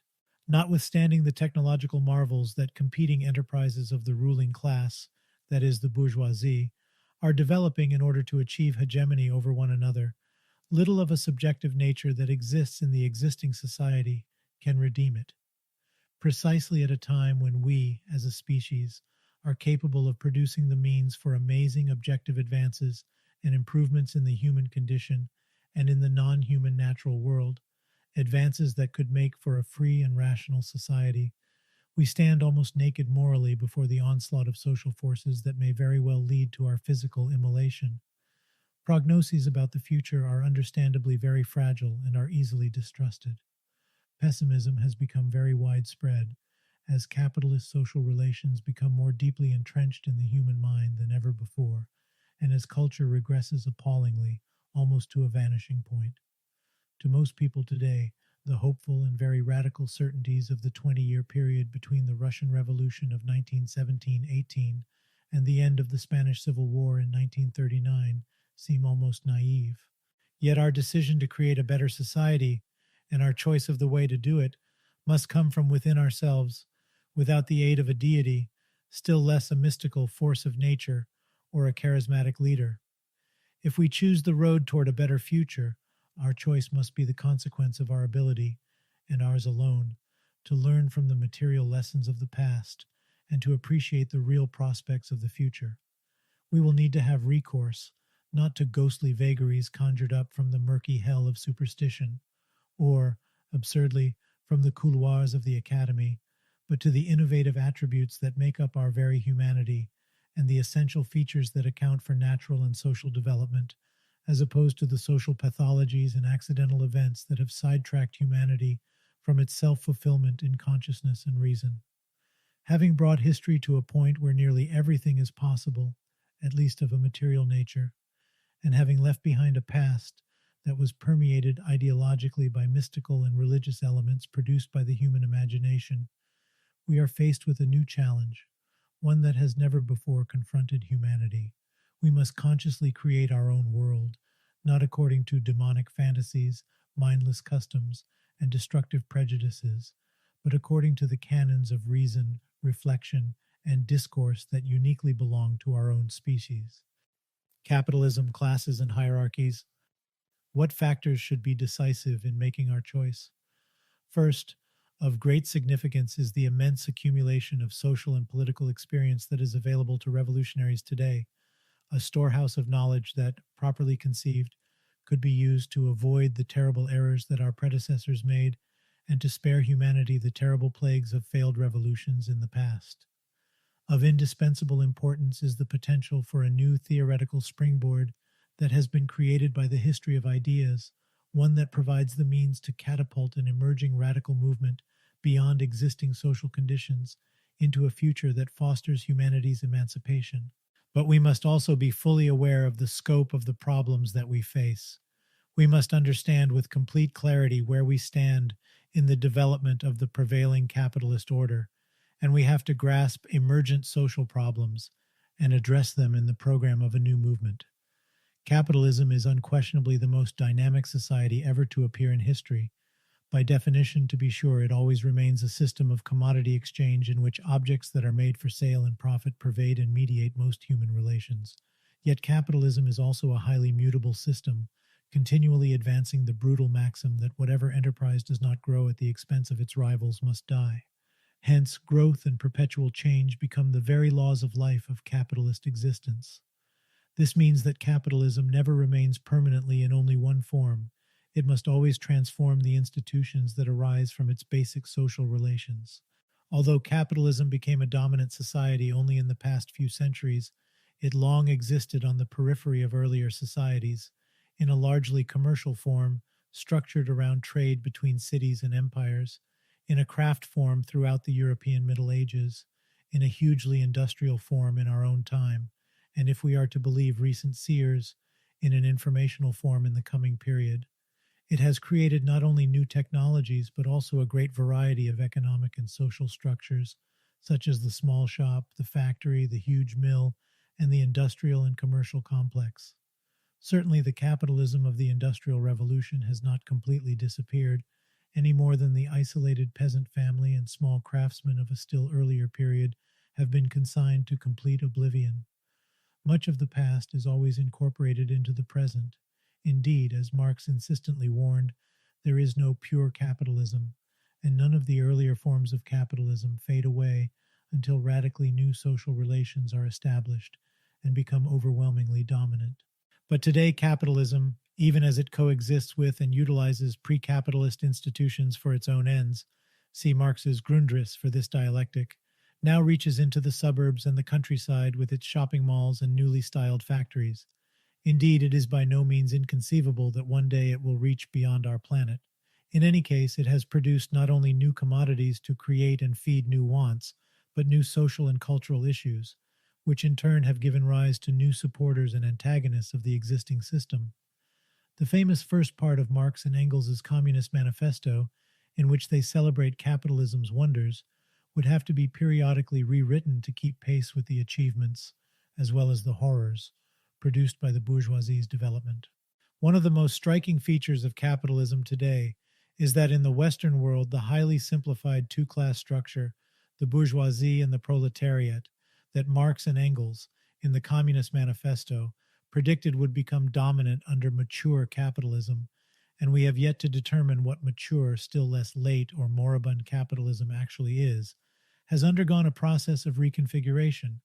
The conflict between wage labor and capital, while it has by no means disappeared, nonetheless lacks the all-embracing importance that it possessed in the past. Contrary to Marx's expectations, the industrial working class is now dwindling in numbers and is steadily losing its traditional identity as a class, which by no means excludes it from a potentially broader and perhaps more extensive conflict of society as a whole against capitalist social relations. Present-day culture, social relations, cityscapes, modes of production, agriculture, and transportation have remade the traditional proletariat, upon which syndicalists and Marxists were overwhelmingly, indeed almost mystically focused, into a largely petty bourgeois stratum, whose mentality is marked by its own bourgeois utopianism of consumption for the sake of consumption. We can foresee a time when the proletarian, whatever the color of his or her collar or place on the assembly line, will be completely replaced by automated and even miniaturized means of production that are operated by a few white-coated manipulators of machines and by computers. By the same token, the living standards of the traditional proletariat and its material expectations, no small factor in the shaping of social consciousness, have changed enormously, soaring within only a generation or two from near poverty to a comparatively high degree of material affluence. Among the children and grandchildren of former steel and automobile workers and coal miners who have no proletarian class identity, a college education has replaced the high school diploma as emblematic of a new class status. In the United States, once opposing class interests have converged to a point that almost 50% of American households own stocks and bonds, while a huge number are proprietors of one kind or another, possessing their own homes, gardens, and rural summer retreats.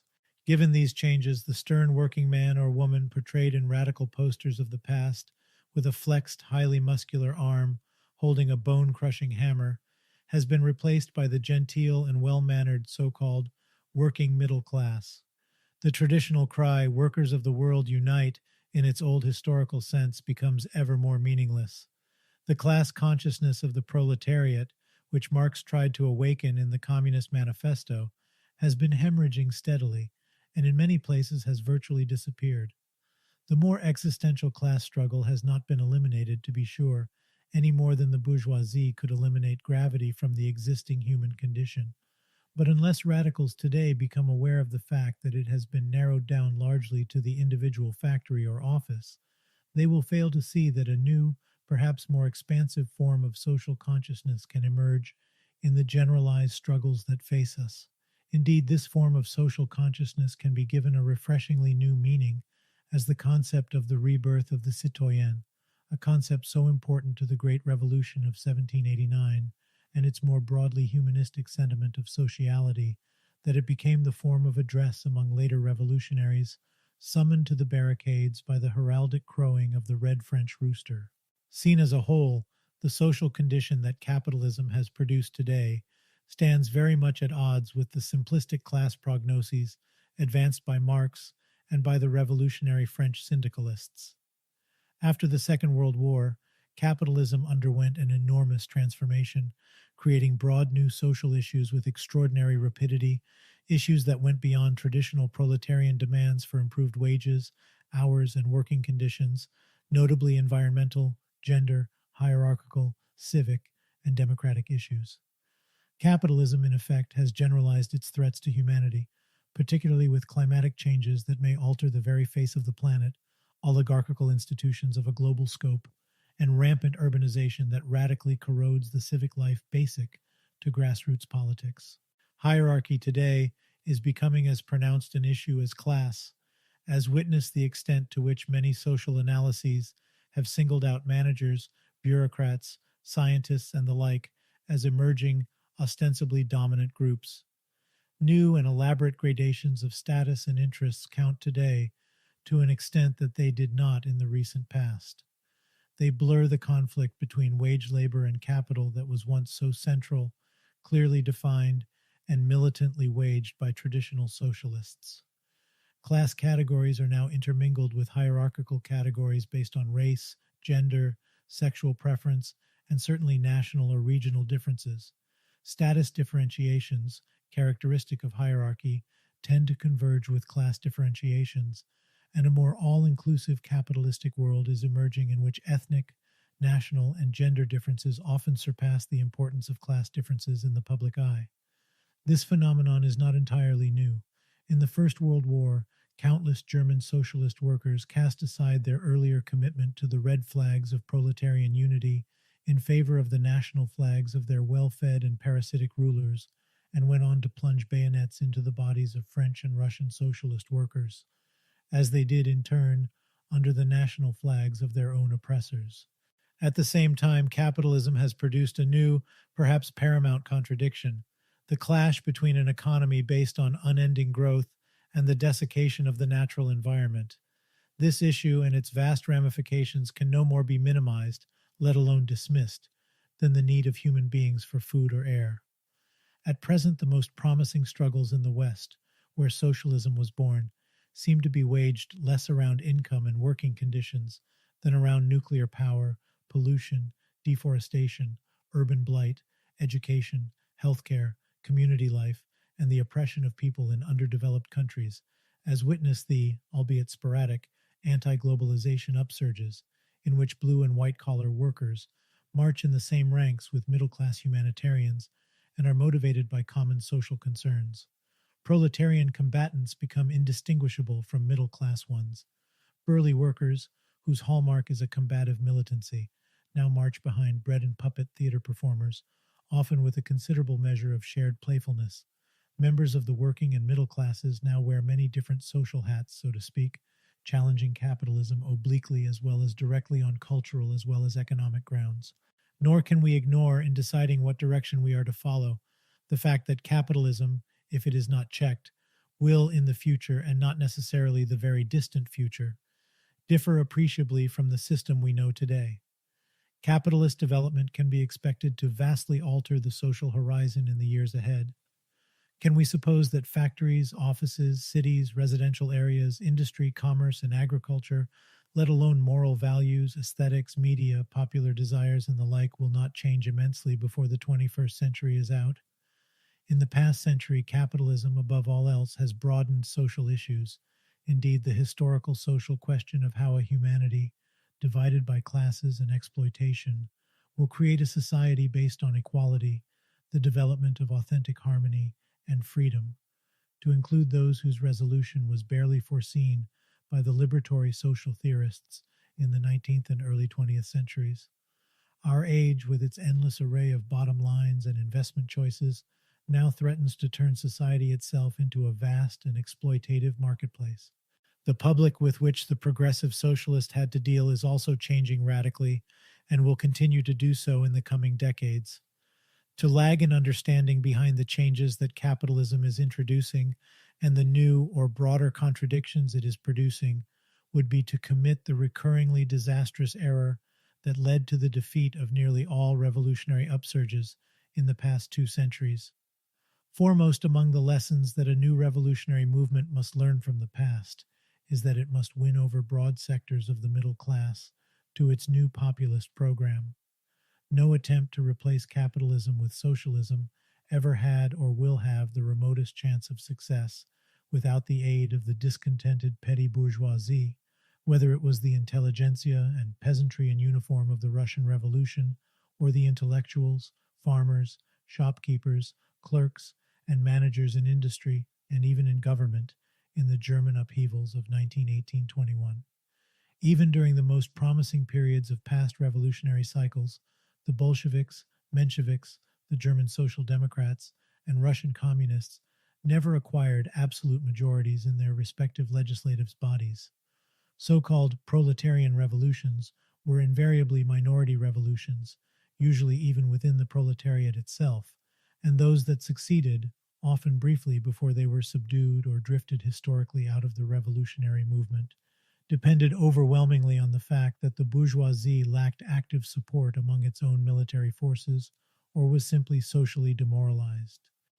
Marxism, anarchism, and syndicalism, given the changes that we are witnessing and those that are still taking form, social radicals can no longer oppose the predatory as well as immensely creative capitalist system by using the ideologies and methods that were born in the first industrial revolution, when a factory proletarian seemed to be the principal antagonist of a textile plant owner. Nor can we use ideologies that were spawned by conflicts that an impoverished peasantry used to oppose feudal and semi-feudal landowners.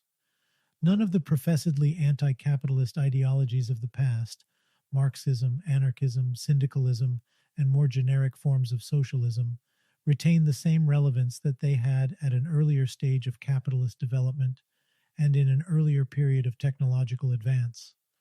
Nor can any of them hope to encompass the multitude of new issues, opportunities, problems, and interests that capitalism has repeatedly created over time.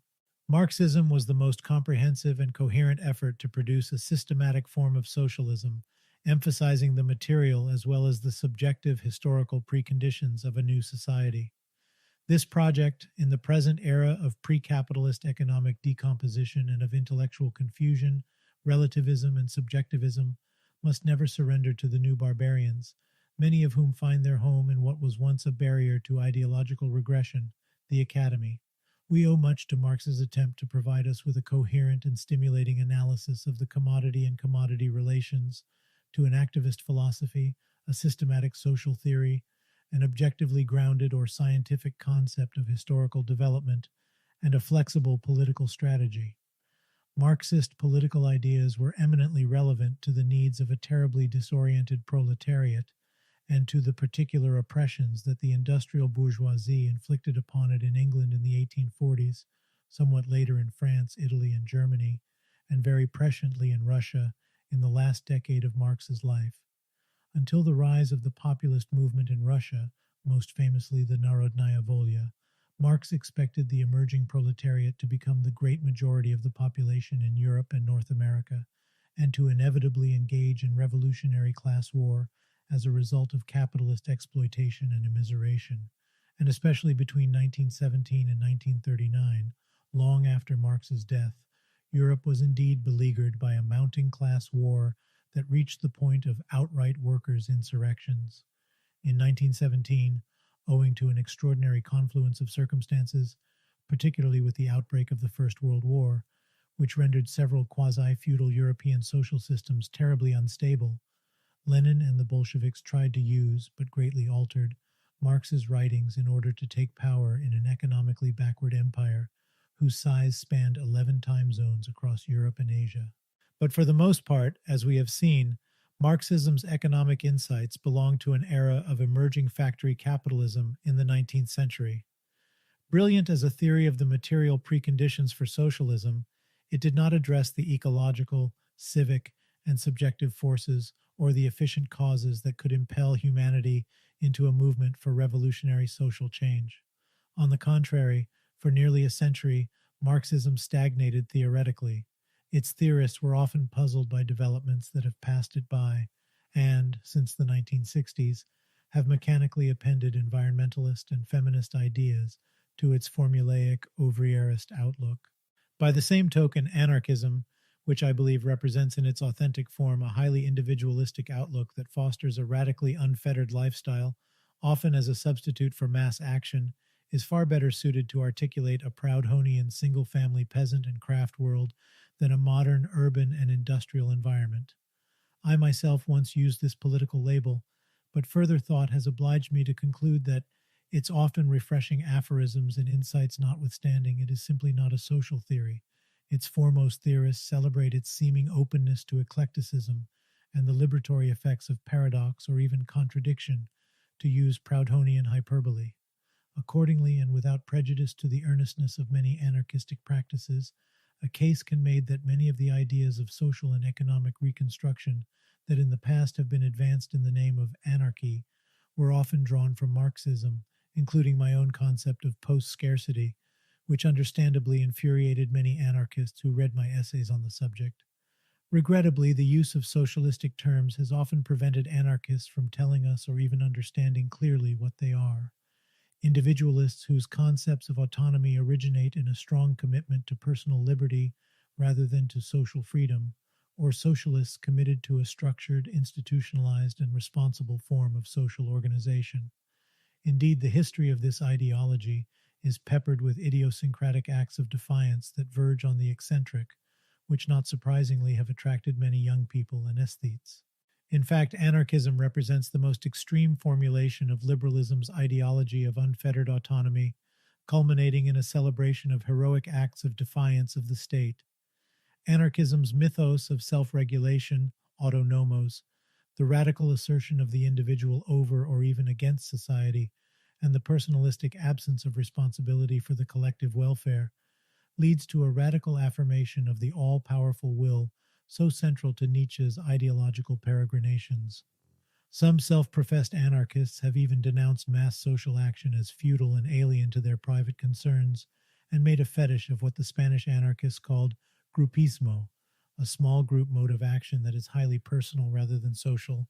Anarchism has often been confused with revolutionary syndicalism, a highly structured and well-developed mass form of libertarian trade unionism that, unlike anarchism, was long committed to democratic procedures, to discipline in action, and to organized long-range revolutionary practice to eliminate capitalism.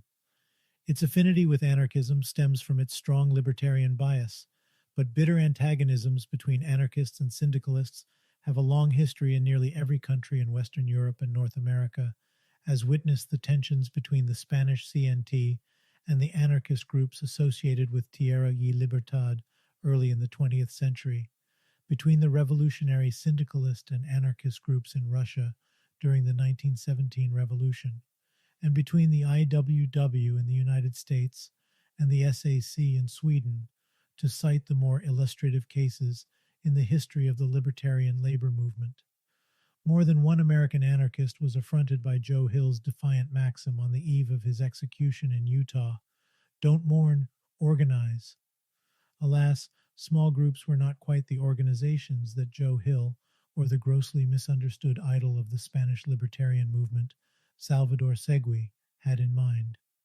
It was largely the shared word libertarian that made it possible for somewhat confused anarchists to coexist in the same organization with revolutionary syndicalists.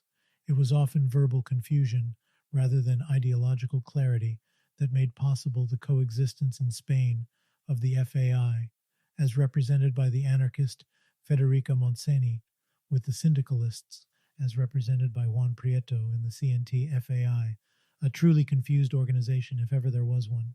Revolutionary syndicalism's destiny has been tied in varying degrees to a pathology called ouvriérisme, or workerism, and whatever philosophy, theory of history, or political economy it possesses has been borrowed, often piecemeal and indirectly, from Marx, Indeed, George Sorel and many other professed revolutionary syndicalists in the early 20th century expressly regarded themselves as Marxists, and even more expressly eschewed anarchism.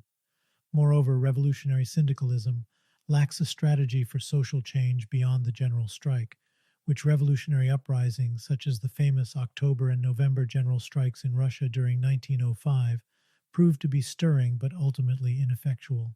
Indeed, as invaluable as the general strike may be as a prelude to direct confrontation with the state, they decidedly do not have the mystical capacity that revolutionary syndicalists assign to them as means for social change. Their limitations are striking evidence that, as episodic forms of direct action, general strikes are not equatable with revolution, nor even with profound social changes, which presuppose a mass movement and require years of gestation and a clear sense of direction. Indeed, revolutionary syndicalism exudes a typical ouvriérist anti-intellectualism that disdains attempts to formulate a purposive revolutionary direction and a reverence for proletarian spontaneity that, at times, has led it into highly self-destructive situations.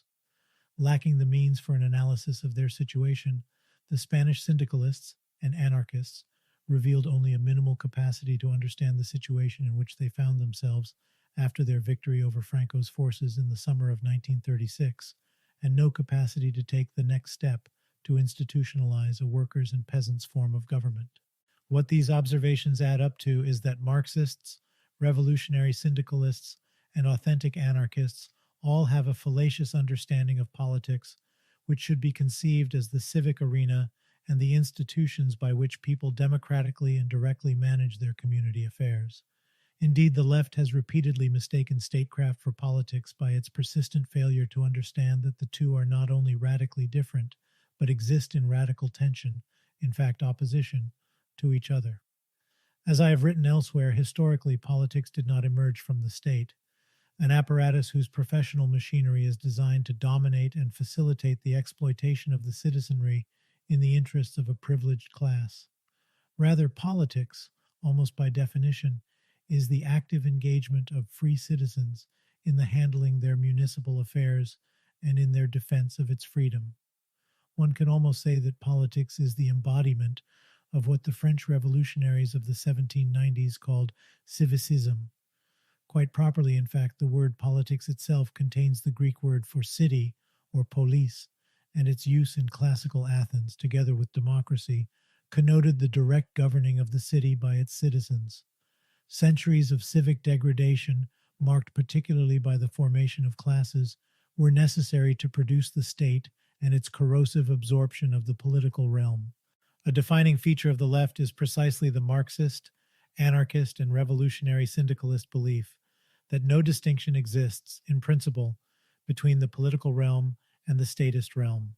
By emphasizing the nation-state, including a workers' state, as the locus of economic as well as political power, Marx, as well as libertarians, notoriously failed to demonstrate how workers could fully and directly control such a state without the mediation of an empowered bureaucracy and essentially statist, or equivalently, in the case of libertarians, governmental institutions. As a result, the Marxists unavoidably saw the political realm, which it designated a workers' state, as a repressive entity, ostensibly based on the interests of a single class, the proletariat. Revolutionary syndicalism, for its part, emphasized factory control by workers' committees and confederal economic councils as the locus of social authority, thereby simply bypassing any popular institutions that existed outside the economy. Oddly, this was economic determinism with a vengeance, which, tested by the experiences of the Spanish Revolution of 1936, proved completely ineffectual. A vast domain of real governmental power, from military affairs to the administration of justice, fell to the Stalinists and the liberals of Spain, who used their authority to subvert the libertarian movement, and with it the revolutionary achievements of the syndicalist workers in July 1936, or what was dourly called by one novelist, the brief summer of Spanish anarchism. As for anarchism, Bakunin expressed the typical view of its adherents in 1871, when he wrote that the new social order could be created only through the development and organization of the non-political or anti-political social power of the working class in city and country, thereby rejecting with characteristic inconsistency the very municipal politics which he sanctioned in Italy around the same year. Accordingly, anarchists have long regarded every government as a state and condemned it accordingly, a view that is a recipe for the elimination of any organized social life whatever.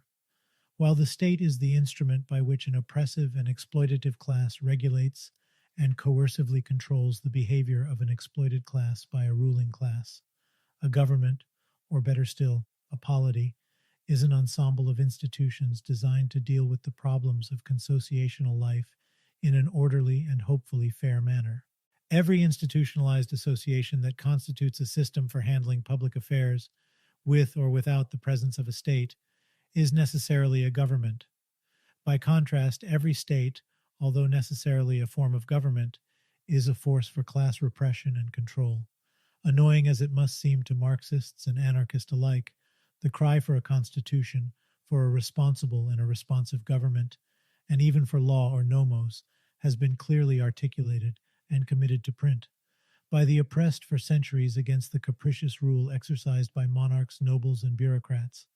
The libertarian opposition to law, not to speak of government as such, has been as silly as the image of a snake swallowing its tail.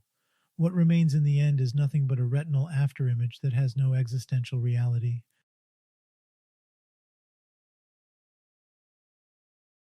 The issues raised in the preceding pages are of more than academic interest.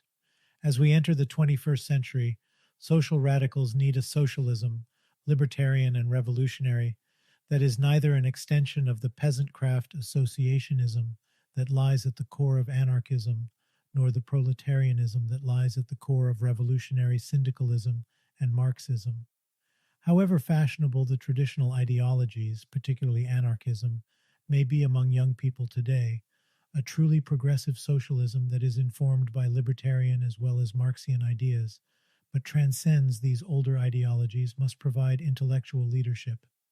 For political radicals today to simply resuscitate Marxism, anarchism, or revolutionary syndicalism and endow them with ideological immortality would be obstructive to the development of a relevant radical movement.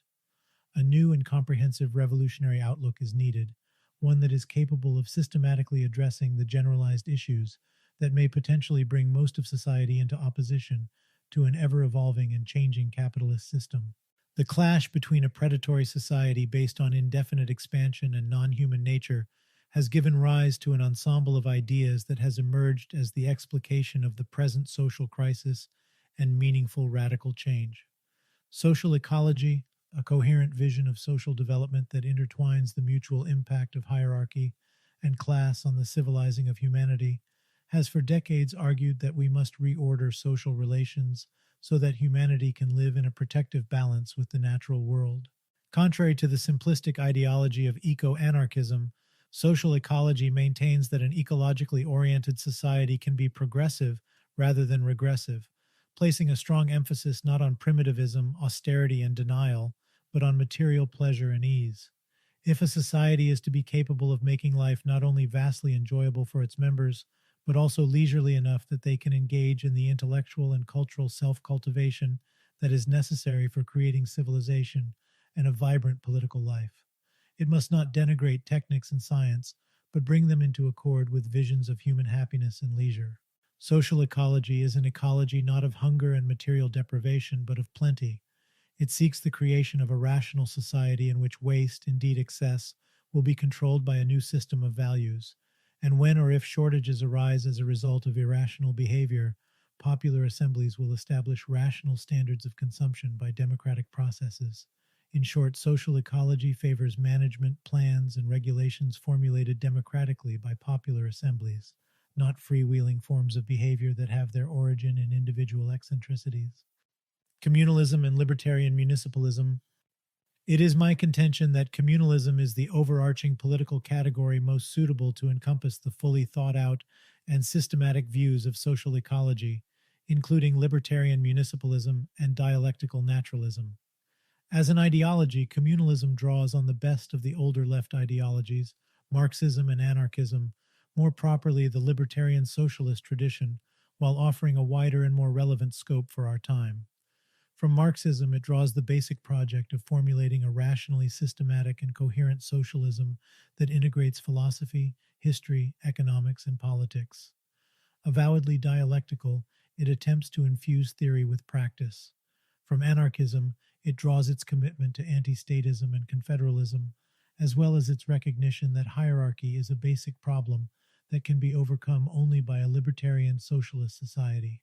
The choice of the term communalism to encompass the philosophical, historical, political, and organizational components of a socialism for the 21st century has not been a flippant one. The word originated in the Paris Commune of 1871, when the armed people of the French capital raised barricades not only to defend the City Council of Paris and its administrative substructures, but also to create a nationwide confederation of cities and towns to replace the Republican nation-state. Communalism as an ideology is not sullied by the individualism and the often explicit anti-rationalism of anarchism, nor does it carry the historical burden of Marxism's authoritarianism as embodied in Bolshevism. It does not focus on the factory as its principal social arena or on the industrial proletariat as its main historical agent, and it does not reduce the free community of the future to a fanciful medieval village. Its most important goal is clearly spelled out in a conventional dictionary definition. Communalism, according to the American Heritage Dictionary of the English Language, is a theory or system of government in which virtually autonomous local communities are loosely bound in a federation. Communalism seeks to recapture the meaning of politics in its broadest, most emancipatory sense, indeed to fulfill the historic potential of the municipality as the developmental arena of mind and discourse. It conceptualizes the municipality, potentially at least, as a transformative development beyond organic evolution into the domain of social evolution. The city is the domain where the archaic blood tie that was once limited to the unification of families and tribes, to the exclusion of outsiders, was juridically at least dissolved. It became the domain where hierarchies based on parochial and sociobiological attributes of kinship, gender, and age could be eliminated and replaced by a free society based on a shared common humanity. Potentially, it remains the domain where the once feared stranger can be fully absorbed into the community, initially as a protected resident of a common territory, and eventually as a citizen, engaged in making policy decisions in the public arena. It is above all the domain where institutions and values have their roots not in zoology, but in civil human activity. Looking beyond these historical functions, the municipality constitutes the only domain for an association based on the free exchange of ideas and a creative endeavor to bring the capacities of consciousness to the service of freedom. It is the domain where a mere animalistic adaptation to an existing and pre-given environment can be radically supplanted by proactive, rational intervention into the world, indeed a world yet to be made and molded by reason, with a view toward ending the environmental, social, and political insults to which humanity and the biosphere have been subjected by classes and hierarchies. Freed of domination as well as material exploitation, indeed, recreated as a rational arena for human creativity in all spheres of life, the municipality becomes the ethical space for the good life. Communalism is thus no contrived product of mere fancy. It expresses an abiding concept and practice of political life, formed by a dialectic of social development and reason. As an explicitly political body of ideas, communalism seeks to recover and advance the development of the city, or commune, in a form that accords with its greatest potentialities and historical traditions. This is not to say that communalism accepts the municipality as it is today. Quite to the contrary, the modern municipality is infused with many statist features and often functions as an agent of the bourgeois nation-state. Today, when the nation-state still seems supreme, the rights that modern municipalities possess cannot be dismissed as the epiphenomena of more basic economic relations. Indeed, to a great degree, they are the hard-won gains of commoners who long defended them against assaults by ruling classes over the course of history, even against the bourgeoisie itself. The concrete political dimension of communalism is known as libertarian municipalism, about which I have previously written extensively. In its libertarian municipalist program, communalism resolutely seeks to eliminate statist municipal structures and replace them with the institutions of a libertarian polity. It seeks to radically restructure cities' governing institutions into popular democratic assemblies based on neighborhoods, towns, and villages. In these popular assemblies, citizens, including the middle classes as well as the working classes, deal with community affairs on a face-to-face basis, making policy decisions in a direct democracy and giving reality to the ideal of a humanistic, rational society. Minimally, if we are to have the kind of free social life to which we aspire, democracy should be our form of a shared political life. To address problems and issues that transcend the boundaries of a single municipality, in turn, the democratized municipalities should join together to form a broader confederation. These assemblies and confederations, by their very existence, could then challenge the legitimacy of the state and statist forms of power. They could expressly be aimed at replacing state power and statecraft with popular power and a socially rational transformative politics, and they would become arenas where class conflicts could be played out and where classes could be eliminated. Libertarian municipalists do not delude themselves that the state will view with equanimity their attempts to replace professionalized power with popular power. They harbor no illusions that the ruling classes will indifferently allow a communalist movement to demand rights that infringe on the state's sovereignty over towns and cities. Historically, regions, localities, and above all towns and cities have desperately struggled to reclaim their local sovereignty from the state, albeit not always for high-minded purposes. Communalists' attempt to restore the powers of towns and cities and to knit them together into confederations can be expected to evoke increasing resistance from national institutions. That the new popular assemblyist municipal confederations will embody a dual power against the state that becomes a source of growing political tension is obvious. Either a communalist movement will be radicalized by this tension and will resolutely face all its consequences, or it will surely sink into a morass of compromises that absorb it back into the social order that it once sought to change. How the movement meets this challenge is a clear measure of its seriousness in seeking to change the existing political system and the social consciousness it develops as a source of public education and leadership. Communalism constitutes a critique of hierarchical and capitalist society as a whole. It seeks to alter not only the political life of society but also its economic life. On this score, its aim is not to nationalize the economy or retain private ownership of the means of production, but to municipalize the economy. It seeks to integrate the means of production into the existential life of the municipality, such that every productive enterprise falls under the purview of the local assembly, which decides how it will function to meet the interests of the community as a whole. The separation between life and work, so prevalent in the modern capitalist economy, must be overcome so that citizens' desires and needs, the artful challenges of creation in the course of production, and role of production in fashioning thought and self-definition are not lost. Humanity makes itself, to cite the title of V. Gordon Child's book on the urban revolution at the end of the Neolithic Age and the rise of cities, and it does so not only intellectually and aesthetically, but by expanding human needs as well as the productive methods for satisfying them. We discover ourselves, our potentialities, and their actualization through creative and useful work that not only transforms the natural world, but leads to our self-formation and self-definition. We must also avoid the parochialism and ultimately the desires for proprietorship that have afflicted so many self-managed enterprises, such as the collectives in the Russian and Spanish revolutions. Not enough has been written about the drift among many socialistic self-managed enterprises, even under the red and black flags, respectively, of revolutionary Russia and revolutionary Spain, toward forms of collective capitalism that ultimately led many of these concerns to compete with one another for raw materials and markets. Most importantly, in communalist political life, workers of different occupations would take their seats in popular assemblies not as workers, printers, plumbers, foundry workers, and the like, with special occupational interests to advance, but as citizens whose overriding concern should be the general interest of the society in which they live. Citizens should be freed of their particularistic identity as workers, specialists, and individuals concerned primarily with their own particularistic interests.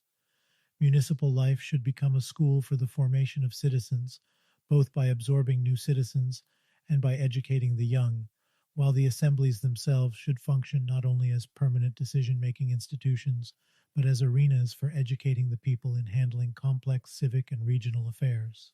In a communalist way of life, conventional economics, with its focus on prices and scarce resources, would be replaced by ethics, with its concern for human needs and the good life. Human solidarity, or philia as the Greeks called it, would replace material gain and egotism.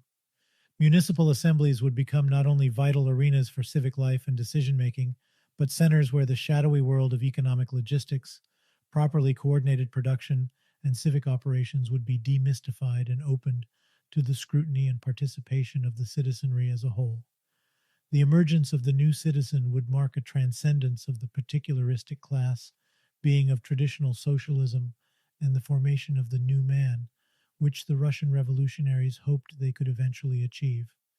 Humanity would now be able to rise to the universal state of consciousness and rationality that the great utopians of the 19th century and the Marxists hoped their efforts would create, opening the way to humanity's fulfillment as a species that embodies reason rather than material interest, and that affords material post-scarcity rather than an austere harmony enforced by a morality of scarcity and material deprivation. Classical Athenian democracy of the 5th century BCE, the source of the Western democratic tradition, was based on face-to-face decision-making in communal assemblies of the people and confederations of those municipal assemblies. For more than 2 millennia, the political writings of Aristotle recurrently served to heighten our awareness of the city as the arena for the fulfillment of human potentialities for reason, self-consciousness, and the good life. Appropriately, Aristotle traced the emergence of the polis from the family or oikos, that is, the realm of necessity, where human beings satisfied their basically animalistic needs, and where authority rested with the eldest male. But the association of several families, he observed, aimed at something more than the supply of daily needs. This aim initiated the earliest political formation, the village. Aristotle famously described man, by which he meant the adult Greek male, as a political animal, politikon zoon, who presided over family members not only to meet their material needs, but as the material precondition for his participation in political life, in which discourse and reason replaced mindless deeds, custom, and violence. Thus, when several villages are united in a single complete community, koinonon, large enough to be nearly or quite self-sufficing, he continued, the polis comes into existence, originating in the bare needs of life and continuing in existence for the sake of a good life. For Aristotle, and we may assume also for the ancient Athenians, the municipality's proper functions were thus not strictly instrumental or even economic. As the locale of human consociation, the municipality and the social and political arrangements that people living there constructed was humanity's telos, the arena par excellence where human beings, over the course of history, could actualize their potentiality for reason, self-consciousness, and creativity. Thus, for the ancient Athenians, politics denoted not only the handling of the practical affairs of a polity, but civic activities that were charged with moral obligation to one's community. All citizens of a city were expected to participate in civic activities as ethical beings. Examples of municipal democracy were not limited to ancient Athens. Quite to the contrary, long before class differentiations gave rise to the state, many relatively secular towns produced the earliest institutional structures of local democracy. Assemblies of the people may have existed in ancient Sumer at the very beginning of the so-called urban revolution, some 7,000 or 8,000 years ago. They clearly appeared among the Greeks, and until the defeat of the Gracchus brothers, they were popular centers of power in Republican Rome. They were nearly ubiquitous in the medieval towns of Europe and even in Russia, notably in Novgorod and Pskov, which for a time were among the most democratic cities in the Slavic world.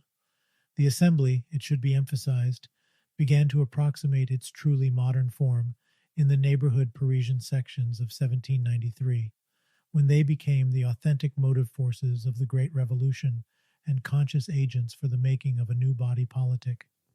That they were never given the consideration they deserve in the literature on democracy, particularly democratic Marxist tendencies and revolutionary syndicalists, is dramatic evidence of the flaws that existed in the revolutionary tradition. These democratic municipal institutions normally existed in combative tension with grasping monarchs, feudal lords, wealthy families, and freebooting invaders until they were crushed, frequently in bloody struggles.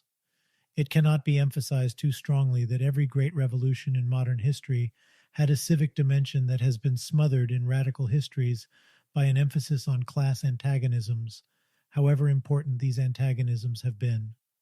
Thus, it is unthinkable that the English Revolution of the 1640s can be understood without singling out London as its terrain, or, by the same token, any discussions of the various French revolutions without focusing on Paris, or the Russian revolutions without dwelling on Petrograd, or the Spanish Revolution of 1936 without citing Barcelona as its most advanced social center. This centrality of the city is not a mere geographic fact. It is, above all, a profoundly political one, which involved the ways in which revolutionary masses aggregated and debated the civic traditions that nourished them and the environment that fostered their revolutionary views. Libertarian municipalism is an integral part of the communalist framework, indeed its praxis, just as communalism as a systematic body of revolutionary thought is meaningless without libertarian municipalism. The differences between communalism and authentic or pure anarchism, let alone Marxism, are much too great to be spanned by a prefix such as anarcho, social, neo, or even libertarian. Any attempt to reduce communalism to a mere variant of anarchism would be to deny the integrity of both ideas, indeed to ignore their conflicting concepts of democracy, organization, elections, government, and the like. Gustave Lefrançais, the Paris communard, who may have coined this political term, adamantly declared that he was a communalist, not an anarchist. Above all, communalism is engaged with the problem of power, in marked contrast to the various kinds of communitarian enterprises favored by many self-designated anarchists, such as people's garages, print shops, food coops, and backyard gardens. Adherents of communalism mobilize themselves to electorally engage in a potentially important center of power, the municipal council, and try to compel it to create legislatively potent neighborhood assemblies. These assemblies, it should be emphasized, would make every effort to delegitimate and depose the statist organs that currently control their villages, towns, or cities, and thereafter act as the real engines in the exercise of power. Once a number of municipalities are democratized along communalist lines, they would methodically confederate into municipal leagues and challenge the role of the nation-state, and through popular assemblies and confederal councils, try to acquire control over economic and political life. Finally, communalism, in contrast to anarchism, decidedly calls for decision-making by majority voting as the only equitable way for a large number of people to make decisions. Authentic anarchists claim that this principle, the rule of the minority by the majority, is authoritarian and propose instead to make decisions by consensus. Consensus in which single individuals can veto majority decisions threatens to abolish society as such. A free society is not one in which its members, like Homer's lotus eaters, live in a state of bliss without memory, temptation, or knowledge. Like it or not, humanity has eaten of the fruit of knowledge, and its memories are laden with history and experience. In a lived mode of freedom, contrary to mere cafe chatter, the rights of minorities to express their dissenting views will always be protected as fully as the rights of majorities. Any abridgments of those rights would be instantly corrected by the community, hopefully gently, but if unavoidable, forcefully, lest social life collapse into sheer chaos. Indeed, the views of a minority would be treasured as potential source of new insights and nascent truths that, if abridged, would deny society the sources of creativity and developmental advances. For new ideas generally emerge from inspired minorities that gradually gain the centrality they deserve at a given time and place, until again they too are challenged as the conventional wisdom of a period that is beginning to pass away and requires new minority views to replace frozen orthodoxies. The need for organization and education. It remains to ask, how are we to achieve this rational society? One anarchist writer would have it that the good society, or a true natural disposition of affairs, including a natural man, exists beneath the oppressive burdens of civilization, like fertile soil beneath the snow. It follows from this mentality that all we are obliged to do to achieve the good society is to somehow eliminate the snow, which is to say capitalism, nation-states, churches, conventional schools, and other almost endless types of institutions that perversely embody domination in one form or another. Presumably, an anarchist society, once state, governmental, and cultural institutions are merely removed, would emerge intact, ready to function and thrive as a free society. Such a society, if one can even call it such, would not require that we proactively create it. We would simply let the snow above it melt away. The process of rationally creating a free communalist society, alas, will require substantially more thought and work than embracing a mystified concept of aboriginal innocence and bliss. A communalist society should rest, above all, on the efforts of a new radical organization to change the world, one that has a new political vocabulary to explain its goals, and a new program and theoretical framework to make those goals coherent. It would, above all, require dedicated individuals who are willing to take on the responsibilities of education and, yes, leadership. Unless words are not to become completely mystified and obscure a reality that exists before our very eyes, it should minimally be acknowledged that leadership always exists and does not disappear because it is clouded by euphemisms such as militants, or, as in Spain, influential militants. It must also be acknowledged that many individuals in earlier groups like the CNT were not just influential militants, but outright leaders whose views were given more consideration, and deservedly so, than those of others because they were based on more experience, knowledge, and wisdom, as well as the psychological traits that were needed to provide effective guidance. A serious libertarian approach to leadership would indeed acknowledge the reality and crucial importance of leaders, all the more to establish the greatly needed formal structures and regulations that can effectively control and modify the activities of leaders and recall them when the membership decides their respect is being misused, or when leadership becomes an exercise in the abusive exercise of power. A libertarian municipalist movement should function not with the adherence of flippant and tentative members, but with people who have been schooled in the movement's ideas, procedures, and activities. They should, in effect, demonstrate a serious commitment to their organization, an organization whose structure is laid out explicitly in a formal constitution and appropriate bylaws.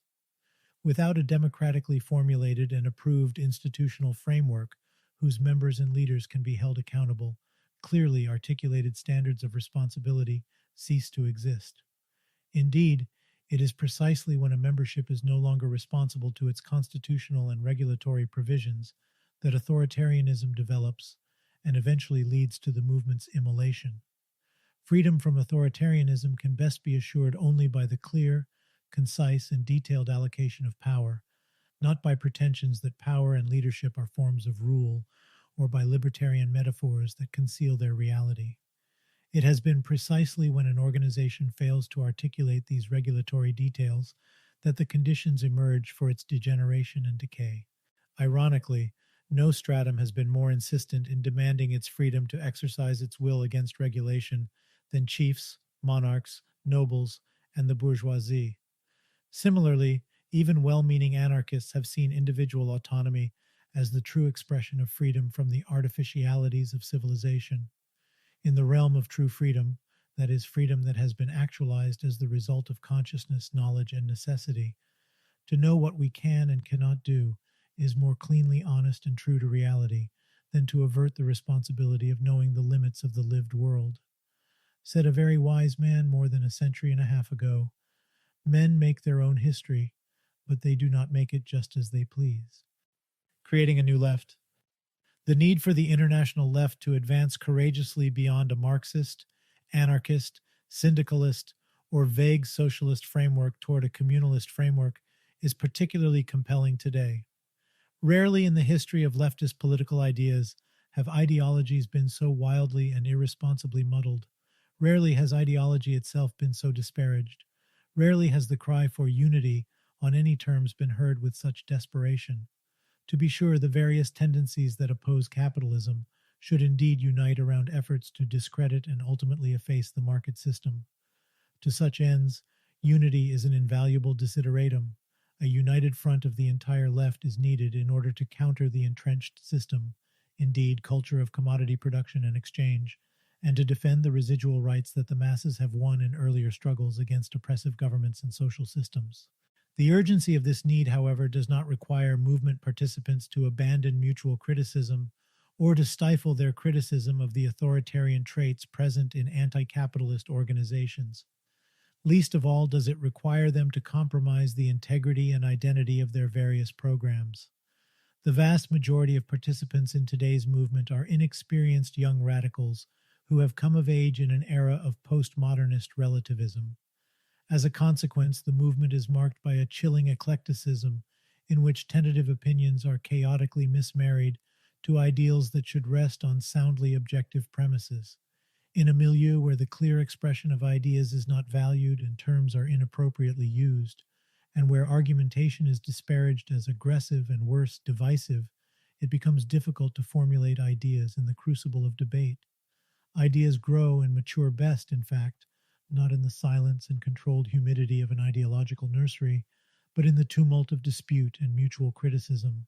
Following revolutionary socialist practices of the past, communalists would try to formulate a minimum program that calls for satisfaction of the immediate concerns of the masses, such as improved wages and shelter, or adequate park space and transportation. This minimum program would aim to satisfy the most elemental needs of the masses, to improve their access to the resources that make daily life tolerable. The maximum program, by contrast, would present an image of what human life could be like under libertarian socialism, at least as far as such a society is foreseeable in a world that is continually changing under the impact of seemingly unending industrial revolutions. Even more, however, communalists would see their program in practice as a process, indeed a transitional program in which each new demand provides the springboard for escalating demands that lead toward more radical and eventually revolutionary demands. One of the most striking examples of a transitional demand was the programmatic call in the late 19th century by the Second International for a popular militia to replace a professional army.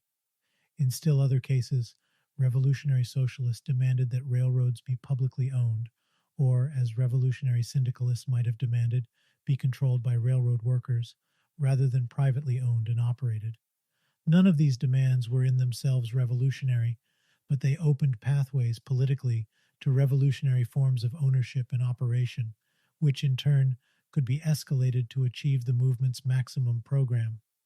Others might criticize such step-by-step endeavors as reformist, but communalists do not contend that a communalist society can be legislated into existence. What these demands try to achieve in the short term are new rules of engagement between the people and capital, rules that are all the more needed at a time when direct action is being confused with protests of mere events whose agenda is set entirely by the ruling classes. On the whole, communalism is trying to rescue a realm of public action and discourse that is either disappearing or that is being reduced to often meaningless engagements with the police, or to street theater that, however artfully, reduces serious issues to simplistic performances that have no instructive influence. By contrast, communalists try to build lasting organizations and institutions that can play a socially transformative role in the real world. Significantly, communalists do not hesitate to run candidates in municipal elections who, if elected, would use what real power their offices confer to legislate popular assemblies into existence. These assemblies, in turn, would have the power ultimately to create effective forms of town meeting government. Inasmuch as the emergence of the city and city councils long preceded the emergence of class society, councils based on popular assemblies are not inherently statist organs, and to participate seriously in municipal elections countervails reformist socialist attempts to elect statist delegates by offering the historic libertarian vision of municipal confederations as a practical, combative, and politically credible popular alternative to state power. Indeed, communalist candidacies, which explicitly denounce parliamentary candidacies as opportunist, keep alive the debate over how libertarian socialism can be achieved, a debate that has been languishing for years. There should be no self-deception about the opportunities that exist as a means of transforming our existing irrational society into a rational one. Our choices on how to transform the existing society are still on the table of history and are faced with immense problems, But unless present and future generations are beaten into complete submission by a culture based on queasy calculation, as well as by police with tear gas and water cannons, we cannot desist from fighting for what freedoms we have and try to expand them into a free society wherever the opportunity to do so emerges. At any rate, we now know, in the light of all the weaponry and means of ecological destruction that are at hand, that the need for radical change cannot be indefinitely deferred. What is clear is that human beings are much too intelligent not to have a rational society. The most serious question we face is whether they are rational enough to achieve one. After Murray Bookchin. Murray Bookchin unfortunately did not live to see the publication of Social Ecology and Communalism. July 30th, 2006, he died peacefully in his home, surrounded by family and friends. Until his very last breath, Bookchin never abandoned his commitment to humanism and enlightenment, and he was always a forceful representative of the great radical traditions he strove to nurture and develop. Although his impact on the ecology movement and on grassroots activism is recognized and appreciated, Bookchin's real importance and originality has yet to be asserted. Fortunately, Bookchin was not only a lifelong activist, but also a prolific writer, leaving behind numerous books, essays, lectures, and interviews. Bookchin was a real thinker, controversial and stimulating, and he maintained a consistent social focus all his life. Without doubt, the loss of this great revolutionary will be felt for many years to come. The publication of these essays seems particularly appropriate now, as they can help us understand how Bookchin has left us a comprehensive and coherent corpus. This book is important for two reasons. First, it provides a decent and accessible introduction to Bookchin's basic ideas, and it is my sincere hope that this book will encourage the reader to take a closer look at his rich theoretical works. Second, it provides a very definable and ideological focus by which we can evaluate his older works and his many polemics. Indeed, The Communalist Project was the last proper essay Bookchin ever wrote, and the oldest essays were revised quite recently. It could also be noted that I presented my editorial choices to him while working on this project, and he even read and commented on the introduction I have written for this book. Bookchin was enthusiastic about this specific collection of essays and thought that they represented the most recent and, in many ways, clearest expression of his ideological stance. In that respect, they can be considered a political testament. I believe that social ecology and communalism and the whole body of ideas that Bookchin created has left us with a tremendous legacy that will continue to challenge us and inspire us in the struggle for a new libertarian and ecological society. Let us make sure these ideas get the attention they deserve and help create the free society that Bookchin never had the privilege to see come into being. Creating a new radical movement and indeed a new society is an immense project that cannot be taken lightly. As Bookchin himself wrote in Re-Enchanting Humanity, the achievement of freedom must be a free act on the highest level of intellectual and moral probity, for if we cannot act vigorously to free ourselves, we will not deserve to be free. Murray Bookchin threw down the gauntlet. The future is our responsibility. Eirik Eiglad, October 30th, 2006.